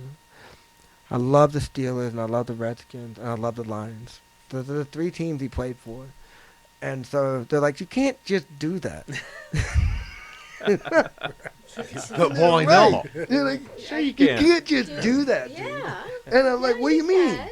I was like, you can't just like have three favorite teams. I was like, but I legitimately have like reason to. Now my grandfather said that the Lions were one of the worst ownership that he'd ever worked for. He coached for him after, he's like, I would never go back to Detroit. Didn't have a great time there. Pittsburgh was where his family blood, like he's part of like the legends up there. And then the Redskins, his name retired on the side of the field and stuff like that, and that's where we always had season tickets. So I always tell people, I just root for the Redskins and the Steelers to get into the Super Bowl every year, and there's a no-lose situation for That's them. right. You can win. Yeah, but the Lions have been a historically futile effort. They were one of my favorite teams as a kid because of Barry Sanders, and then they also had Herman Moore, who was an old UVA wide receiver, and Sean Moore was like back in the day at UVA. I used to go and I met them when I was a little kid with my grandfather. I think he played down at Tunstall or somewhere down in Henry County. Yeah. So I was like, I'd always loved like those three teams, and so to have them all three just crushing it this year and playing great football, it's gonna be a great playoff season for me. I feel like it. You can't lose. Detroit looks crazy good. Yeah. Now, what's your favorite team? I kind of pull for the Panthers, I guess, just because they're regional. Regionality. But that's about it. I can't really say it's been a good year. Good luck with that. Exactly. At least I'm not a Cowboys fan, right? What? I didn't say anything. Are you a football fan? Yeah, I do. I played it. You do? You're a football fan? You don't sound like a football fan. Well, I was. I do. I was. I was. I mean, I then I had kids, and then it got really tough to watch on Sundays when they're toddlers and infants. And Hold on. Why? So hold on. I'm interested. I can understand to lose like your viewership, but like you're still a fan. Like I don't watch basketball. Okay, I was a Redskins fan, diehard, since I was a kid. Got to see them win one Super Bowl, and when they changed the name of the Commanders, I said enough of this BS. I just quit rooting for them. If they change their name back to the Redskins, I'll root for them again. But I'm not a Commanders fan. I'm not a football club fan. I'm not a DC fan. Yeah. Certainly. I mean, so like here's the thing, is that like what they're creating is another storyline in their history, and how the fans look to evolve with them is just as important as the team looks to evolve with you guys, And I think that while I think the Commander's name is a god awful name, it does not roll off the tongue.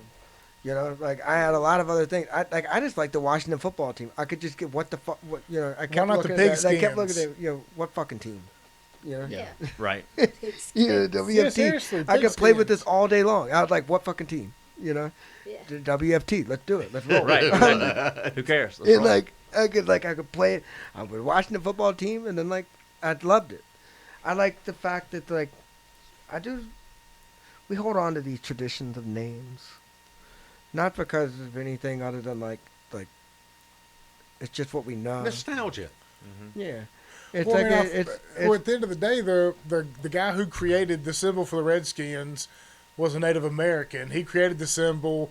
They approved the name. They approved, all this kind of stuff. oh, they're talking about bringing it back. That's what I'm saying. They Yeah. really are. I Now, think that look, I've fall on the idea that I believe that the integrity of the spirit of what a Redskin means is honored in a way, to the extent that there's a certain bravery that I grew up on. I never looked at it in any way, shape, or form I agree. as a derogatory concept. no. I looked at it as if there was a fucking warrior that was willing to understand its capacity of embodiment with earth, and understanding how to muster up energy in a trench, warfare. So there was now these are very brutalistic concepts, but in football that made perfect sense to me.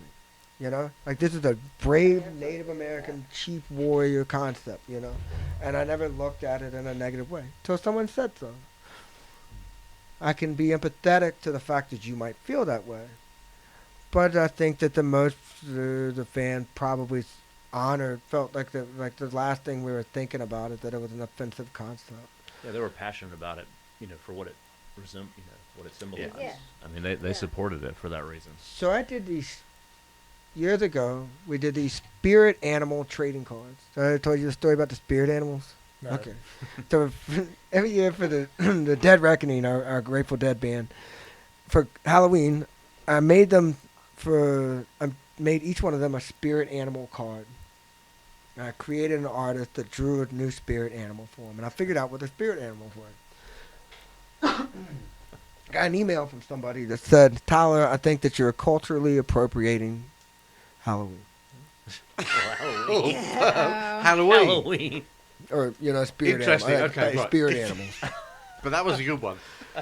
Now, me being the guy I am, I had already preempted this conversation with my staff 2 weeks prior when I even thought about the idea, because we were at a politically heightened situation, not too far away, like when we were thinking about the commanders, and that I was recognizing that the discourse that happens over these airwaves that we now have creates a lot of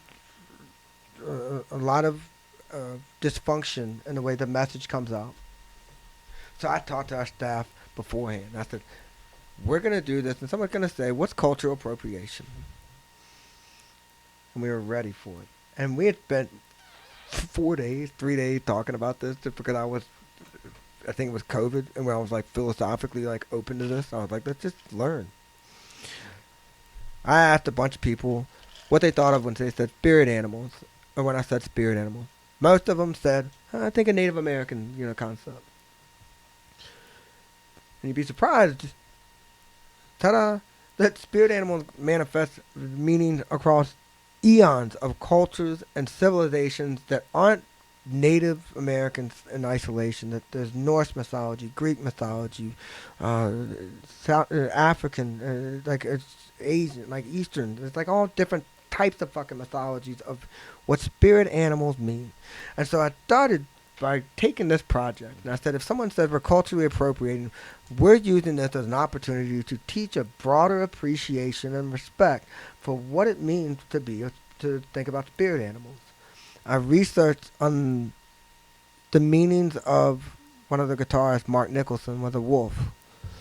So I researched the meanings of wolf in Norse mythology, Native American mythology, and Central South American mythologies. And you find overlaps in the definitions that were separated by thousands of years of development, thousands of miles. Mm-hmm. But the overlap between the meanings of the different animals represented a harmony that brought our world together. And then I created on the back of their trading cards a universal definition of their spirit animal. And so each one of them had this concept. And when people questioned us about appropriation, we used that as an opportunity to teach ourselves something deeper about that idea. We used that opportunity to research that I never found myself. I spent days going online, reading about different spirit animal meanings in all these different cultures. I developed a deeper appreciation for what it was. If we think about cultural appropriation, it is really its most native level, an instinct of fear. If we leverage the thought of something controversial to expand deeper and to have a better appreciation for what we're talking about, instead of a fear of what we're talking about, then the idea of cultural appropriation goes away. But the respect and appreciation for what you learn must be intrinsic to that concept. So you think about the Redskins. You want to tell me that I'm culturally appropriating. I would say that, look, go and look at what we mean by this and talk about the bravery associated with it. Now you can talk about the bloodshed and you can talk about a lot of other things. You can get deep on it. But I can guarantee you that there are a lot of Native Americans that also feel the exact opposite, that they like the fact that they are not lost and forgotten and swept away. They've already been swept away in ways that, like, we just isolate them in these worst spots of the country and say, haha. Yeah, here's Oklahoma. Yeah, Right. I think you're whitewashing them away from like the history of the country. That's a itself. great perspective. That's a great perspective, and I think it's very balanced. Yeah, I'm fully on board with that. Well, there's 2 more things I want to talk about before we get out of here. How long have we talked? An hour and 45 minutes. That's it. Yeah. All It right. seems longer than that, doesn't it? I'm running out of whiskey over here. Yeah. So just two more things I want to talk about. I got about a whiskey conversations left. Which one would you rather go into first, Simon? This weekend or the drones? Say that again. This weekend or the drones? Which goes first?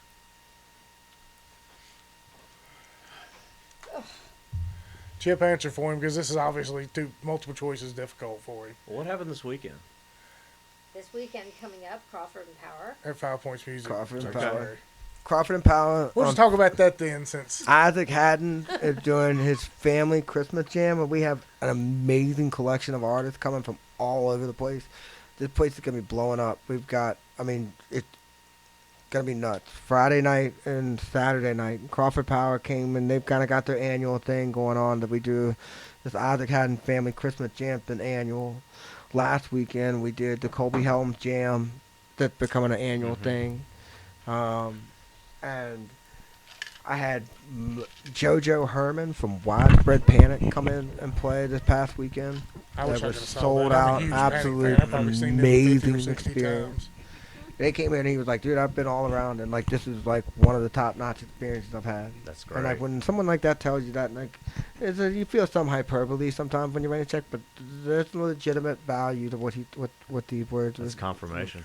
Well, it's Yeah. seeming like December is kind of starting to turn into an annual Franklin County Fest over there because you have Colby Helms usually playing every December, and then closer you get to Christmas is Crawford and Power, and we've done that the last 2 or 3 years, and it's just such What? an amazing evening. Like the energy of tell that you- place goes on a different level. You know, those I tell guys you just that you look at those, and we talked a little bit earlier about how artists learn to channel what it means, what their art means, and all of them have learned to develop a value proposition for their art and for their creativity and for their time. And not only have they gone out and demanded it, but they validate it by the people that show up. And it takes guts for them to do that. It's kind of scary when you throw yourself out there and all of a sudden say, this is what I'm worth. Because if they don't show up, you feel really guilty about it. And when they've done that, though, they've all gone out there and they've busted their tails and they've developed fan bases that are so loyal to them and so proud of them and so excited to watch them come back to Roanoke. You know, wherever they grow and they go play. Like Colby went to like Europe a little bit and like there's like he's doing stuff all over Cave Fest. Crawford and Power is an ongoing touring concept that just crushes it. Isaac Haddon has been absolutely just getting ready to burst onto this scene. That's like, he's already on the scene, but like, he is just just a phenomenal human. And all these people, that's the thing about it. They're kick-ass musicians, but if you talk to each one of them, Ethan, Jay, Isaac, Colby, and even the band members that play with them as well, but we speak about these bands as it's just them. There's a bunch of people that play with them. They're just equally deserving of the recognition. But like you say these things about these guys, they're all good people. And very humble. Yeah, Very humble. they know they have their own stories that keep them grounded. They know that they're worth something, and that they can do something special. And then all they need is people like their fans to give that little win in the sails and push them along. I believe we do have a VIP table again this weekend. I don't think Tara's gonna be able to go, so I'm gonna try and sneak away. I will be in the Brownie Point hole. You have a table? Majorly. Yeah, it's under Simon's name. I do. You already believe. bought it? Heather got that squared away. Yeah, so we couldn't decide whether we wanted to sit closer to the stage or closer to the bar. I think we'll keep y'all closer to both. Because it's nice getting there up front. Do they have any tricks in the pub to get you down and can we do like a little sling line down there? I can. Oh, that You name it, I can You do got it. pub Yeah, tricks he- down there? He can do it. So who Oh, you there'll gonna be bring a- as a date? Oh gosh, if he's by Oh, no. himself, this will be trouble. Yeah. If he's away from Tara, my goodness. Oh, well. No, it's going to be a great Off the show. leash. They're going to be sold out. Tickets, a few tickets left right now, but they'll be sold out before the weekend hits. And we've got an amazing show on New Year's Eve with Larry Keel coming in. Harwell Grice Band guys could be playing with us. as well as Into the I Fog. thought you said you were doing good. I mean, Trying.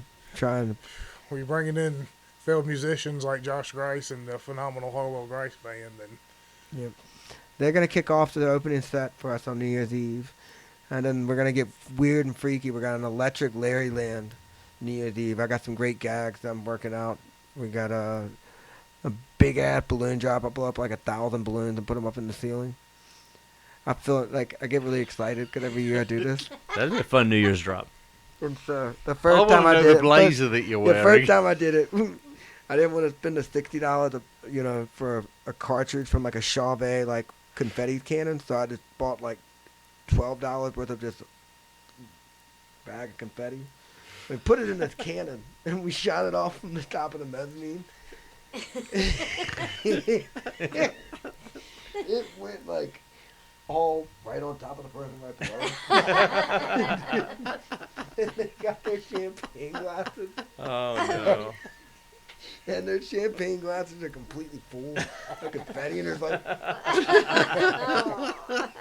and there's like 12 pieces of confetti actually floating. And and the guys were like, "Oh, that was the most awesome, epic thing that's ever happened to us." Like 12 pounds of confetti hit him right on top of the head. And so we improved the confetti concept by never shooting confetti again. It's the confetti challenge. But I get balloons now, and it's a really fun project. We have people that come in and we blow balloons up between Christmas and New Year's Eve, and it's just people come for like 30 minutes. They grab. I have a helium tank, and a balloon and a air pressurizer. The reason that we do this is because it's science. Sure. Science. Right. So the videotapes that we would make of an early balloon drop were so quick. There's like, boom, the balloon just dropped. It's only like a 26-foot high ceiling, so there's not a lot of room for the balloon to float. So what I started to do is I fill the balloons up with like half helium, half air, so that they come down and they're like, I can feel it coming in the air at night. So you make Phil Collins Yeah, balloons. so is what it's you're floating talking along. And so this year I bought a brand new helium tank that I'm really excited about. My daughter was loving the helium. I felt really funny because she was looking at me. She's like, "Oh my God, Dad, I'm dizzy." I was like, "Brooke, it's not that kind of." Brooke, what? She's like, "Dad, I'm dizzy." I'm like, Whoops. she's supposed to be having a squeaky voice. She's like, it sounds like what are you even watching on TikTok? Oh, that's classic. I was like, "Oh no." I asked my wife. I was like, "Did you see what Brooke did when she took the helium balloon? She pretended like she was like in like a nitrous balloon. It looked like, and she was like, I don't know. I think helium can make you lightheaded." I was like, "Let's try." Oh, that's great. I'm looking forward to this weekend. Like I said, it's become a tradition. We get over there and we get good seats. And we have a good time. I hate Tara's not. I might end up not going. So there might be 2 tickets out there, just in case. I don't want to. Listen at him. He's I don't- backing off now. No, I'm just Backing saying. off. I'm just saying. It's under conditions. If I can get some help for her for 3, then I think it'll be fun. yeah. Then Then I'll make it over there. I probably won't make it for the opener, but I'll make it over there for Jake and Ethan and all them. So. I'm good, mate. I'm drinking.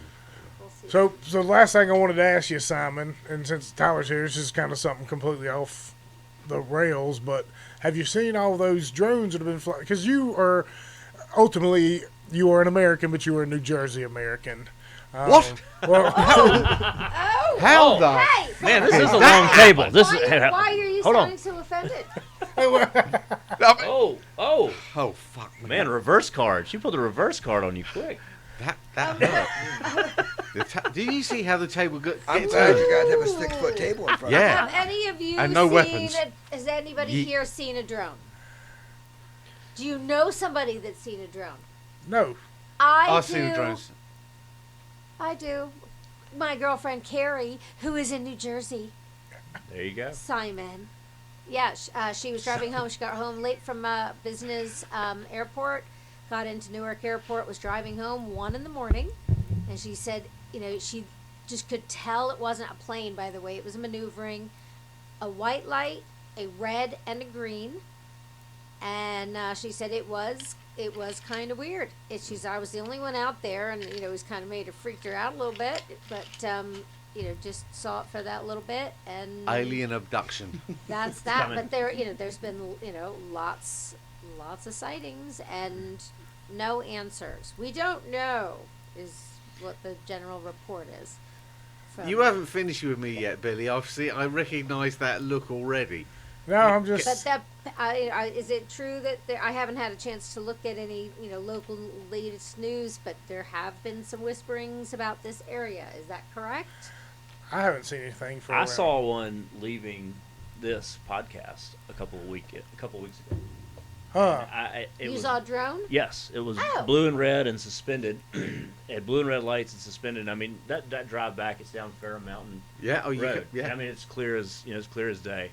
And I mean, I was like, what the hell is that? And I kept following, because I had a lot of time to follow it, and it just. But then you hear about New Jersey, and I'm like, well, that makes sense now. That was something connected to that. Well, the most plausible theory that I've seen is most likely they are searching for like radioactive material or something of that nature. That's my theory. Because apparently something, has went missing, or something that went missing's made its way here or something. So they're all around. But that doesn't make sense unless they know it's coming into that area, because think of all the ports are in this country. It could be coming from anywhere, any port, but you're not seeing it anywhere but your motherland of New Jersey. Well, wasn't there a release of information, and they said it was the Chinese? Did you see that? I They haven't were saw Chinese anything. drones. Me? What?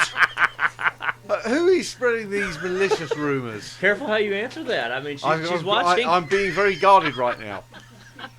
Well, you married into New Married Jersey, into so New Jersey. Yes.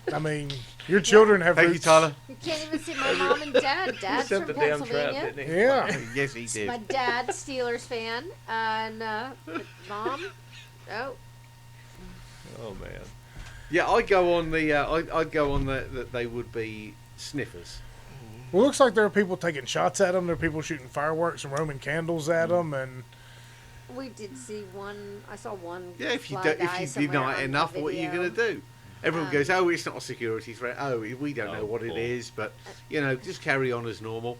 No, don't carry on as normal. Shoot the fucking things out of the sky. Exactly. One of the reports my girlfand was saying We'll was make that, good that they were TikTok talking videos, I around guess. in town was that they were saying don't shoot at them when you're in a a really closed knit area, because if you shoot it Well, the down, bullet's it could gotta hit go somebody. down, yeah. Well, and the drone's got to go down. What if it crashes on a whole pile of people, or causes an accident? She said, but further out, and that's what we're further out, so it's a little bit, I wouldn't want it to land on anybody. have you seen any but- drones flying around the music sanctuary? It's too much light pollution from Roanoke. I've had a great time here today. Tonight. I think that we've done morning shows mostly, which means like we were like waking up at like 10 o'clock to do an early production, and neither one of us was relatively like in like great physical, Yeah, we Right. weren't on top Yeah, form. Top it was headspace. slow moving. A lot of it were really slow moving. That's what the first nighttime thought. So you got to see when the good thing comes out. Whiskey. No, it's good whiskey, and then good conversations, good people. It was Chip, really nice to talk to you. Nice to talk to you too, man. And then I'm really glad you came to join in. Very good, thank Yeah. you. And Simon, I mean, every time you chime in, you make me laugh. I can't help I'm it. still trying to It's a- figure out it's what a I'm hearing. talent. I'm It's still a trying to figure out talent. what I'm hearing. I'm like, I'm deaf, and I'm like, I think I understand that. I was like, he said something about a pub, though. Like every 30 words, Many got a times pub I've in it. got to translate. Every 30, yeah. Which is the You true, said the chew. true Chew. man for the motherland. That's right. That's Oh, That's the Damn word. funny. That's the English word of this It's classic. podcast. And you have a was beautiful chew. home. He This is does. this is a Oh, great. bless you, This mate. is for those of you that haven't been out here. If they invite you, you're lucky enough to come out here. This is a beautiful place. Come and sit out and like a great drive, and like I love this little cabin. Got a sit great on the pond porch, into it. rocking the rocking chairs. shoot the cannon, eat some barbecue. I mean, depending on the show, we Good always. stuff. Hopefully, we can move the show to a Saturday at some point in time with the video. And ultimately, what I'd like to do, at least for the next year or two, since we got such youngins, is come up here like 2 Saturdays a month and do like a 10 o'clock and a 1 o'clock, do 2 hours, and have a break in the middle.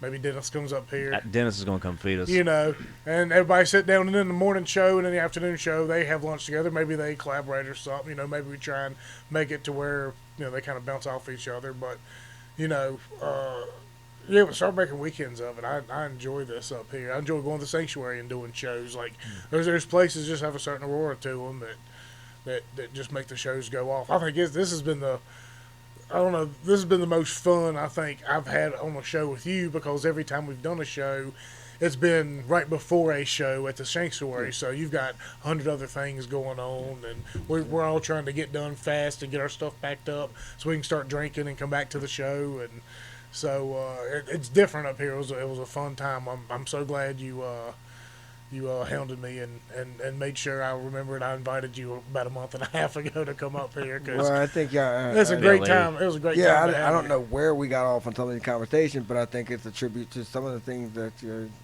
at the priming of what we talked about when we just kind of sat down at the table. I don't know how we got very deep political things. I don't even know what I said. So I We hope did quick. to that extent. I think that the culmination of thought for me is that to go back to that idea of just learning to take a breath and to recognize that there's points of reflection that we can all find in the season ahead, and these points of reflection can lead us all right where we want to be, but they can also be points of reflection that kind of remind us where we need to be, and recognize they're not always the same. And if you can be somewhere for somebody, do it. If you can help bring a smile to someone's face, do it. Never underestimate the power of a golden girl. I love it. I love it. Well, on that, Thank you, guys. everybody, 3 of them, right? Merry Christmas. That's right. What we need to do is the next time we have Tyler on, we need to bring Matthew up here, because sound and frequency and them two That's a cool bouncing combo. a conversation Like it. off each other would be It'd be wild. it'd be phenomenal. It'd be These brains. We'll have to have these the cameras two for that. brains Together, Yeah. Matthew that Rice. would be a great idea. I like it. Yeah, that will be a good one. Have you ever heard of the Royal Rife machine? The frequency or Yeah. whatever. I would be intrigued. Yeah, it's phenomenal. I want to see these sonic beds that's gone viral on my Facebook feed, and it's I'll buy one, and it's it's just an idea right now, and it's Yanko Design put $6,000 to this thing. I'm like, dude, I'm not. It looks so good in the pictures. Just just want it. You've obviously got more than one. Send it. There's got to be more than one prototype. Why am I still waiting for you to finish your GoFundMe account to get this sonic bed that has headphones and vibrates all over the place? Christmas shopping just makes me go in a weird spot. My algorithm on Facebook, it's fucked right now. Oh man, you're in It is. trouble. I got lots of things that I try to trick. I'm working. Do you want to trick your algorithm with 3 things? Go to Airbnb and VRBO and look up a unique style of house. So let's say you go and look up castles on Airbnb. Yep. Do it. I do it. Your Facebook feed will now be Medieval. chimed in with historic castles to rebuild, and it's all these things. It's only $749,000, and you can do the same thing with cabins. I started looking at boats, 'cause I would stay on these boats and I go to different places. They got these sweet harbors, and you can find an Airbnb that's Houseboat type stuff. Yeah. Oh yeah. yeah, like a yacht or shit. You cannot drive it on the thing, but you're just staying on the yacht right on the dock. And anyway, my whole Facebook feed went to straight up all these yachts. Controlling the AI. This is Yeah. nice. I'm They're littered going with to look oligarch at yachts this. right now. I'm all oligarch yachts. Russian. Look at this $275 million yacht. And people going in with hot shit. And so I'm trying to trick it. Tricky AI, I love it. Yes. And I feel like I can trick. I feel like I'm tricking it by You're one step ahead. what I shoot for on Airbnb and VRBO, because I think it's LinkedIn. So like, I went and I started looking like Colorado rafting, like river, like type thing, and all of a sudden the Facebook feed kayaking guy going down, like skiing in Here it Colorado. comes. Oh, that's So great. if you really want to tweak your algorithm on any of the social medias, go to Airbnb and search for a unique type of house, and your Facebook feed will Absolute ship. Rustic cabins, you're going to get all Appalachian from that. Oh, that's just absolute fucking genius. All right, on that, like I said, everybody go check out Matthew Rife at Rife Technology, and also our good friend Spike Cohen at You Are the Power. It's a good organization to donate to after you're subscribing to us at patreon.com/GetOnTap for that first 12 or 13 minute great conversation about local economy down on the south side. $3 a month, that's all it is. Come on, people. Use your help. We're trying to build something big here, just like a lot of other people in our sphere. We're continuing to grow, continuing to reach new levels, new heights, and rising tide raises all ships. So patreon.com/GetOnTap or at Twitter, X, whatever you want to call it, Twix. You can subscribe over there for $3 a month as well. Hopefully here soon we'll get the spaces and stuff going and some subscriber-only content over there. Who else am I missing? We have to plug LibertyCon. Yes. LibertyCon is live. We're going to be there with Amos and Simon. The Redcoat and Abe Lincoln themselves will be in attendance. But we've got a 50% off code, being libertarian. So if you go to libertycon.com, you can get 50% off the ticket. It's less than $25 for an early bird ticket to this in the Den of Vipers in D.C. So it kind of looks like us. Heather's just learning about this. It's well, Heather, you can come along. We got tickets for you. Gee, thanks, Chip. That sounds like a neat time. When would that be, Chip? February 7th and 8th. Oh, okay then. I didn't even know that. Similar to last year. All righty then. Yep. Are kids That's free? it. That's And what we'll try to stay out of. We'll try to. surprises have come my way. We'll try to stay out of the hospital this year. Well, everybody, you always got to, you talk about LibertyCon, you got to pay homage to the cup. Shit. The cup. To the God cup. Almighty. They really did put that on the wall, didn't they? Yeah, so LibertyCon, hope, I've still got to break that news to my wife too, but come check us out up there. What do you mean two? So, Wankers. Man, yeah, pulled the plug on all and check out 5 Points Music I'll Sanctuary. let you Make sure know. you're going to see a show there. Find something you like. Find something you love. Crawford and Power, Colby Helms are always a good time. Failed Musician, Horrible Grace, Larry Kill, they're always a good time. Any of the We Fish also cover have, bands. our annual dinner comes up in January. End of January. There's only 100 seats available. And I have a banging 5-course meal. And I bring in some speakers and presenters. But there'll be 100 seats available for our annual dinner, in which that night we will formally announce that we have closed on the sanctuary. We should go ahead So and be in come for that. celebrate with I've us been to if one of you those go to dinners. They're really 5pointsmusic.com. swanky. I was definitely the biggest slack jaw in the entire crowd. Well, it's that okay. night. If you put that mullet back in a ponytail. So He it's- cleaned so up. it's- He cleaned up. It's a dressy-uppy do that the ladies would love, and Yeah. That's right. But it's a great event, and that's a really great way to understand exactly what that place is all about. A lot of people that come there are supporters and sponsors and people that contribute to what we do over the year, because it's so much more than our concerts.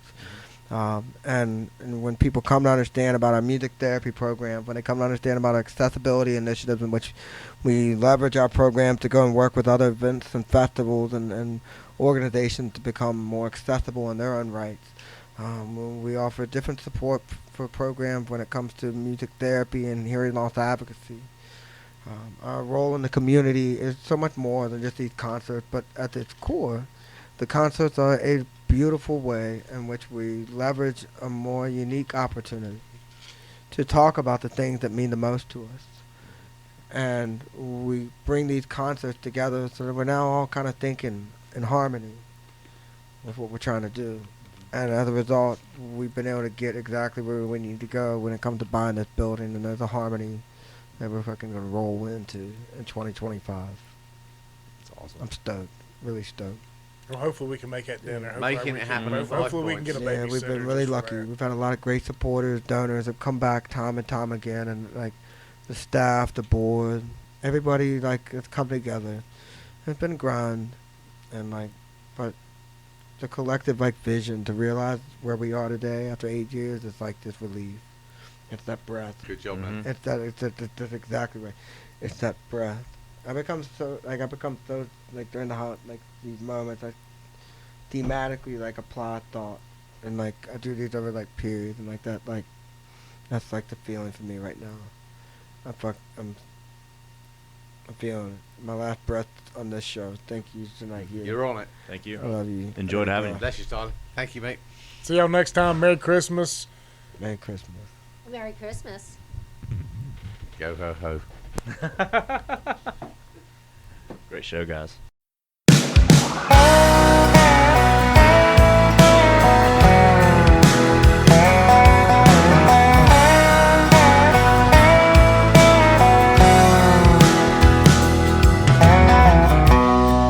heartbreaker was born in the dead heat of the summer. Raised on a mountainside by a deadhead father and mother. A little hippie and a little southern. Just what I needed so bad, but never saw it coming. She liked to get high. A little sweet, a little shy. Like a muscadine wine. She liked to get high.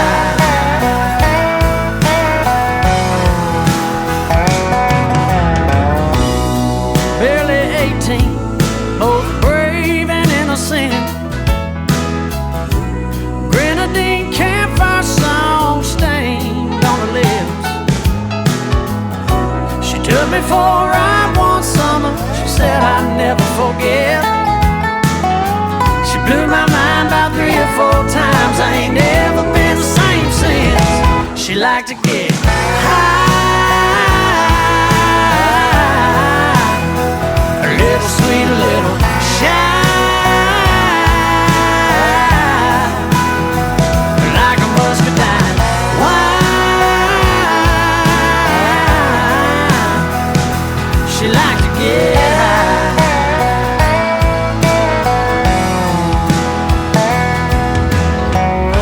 Smoky haze, a patchouli scent, a warm embrace and a gypsy scent, a stiff drink and a pinch hit, a memory Lord I haven't seen. She liked to get high. A little sweet, a little shy. Like a muscadine wine. She liked to get high.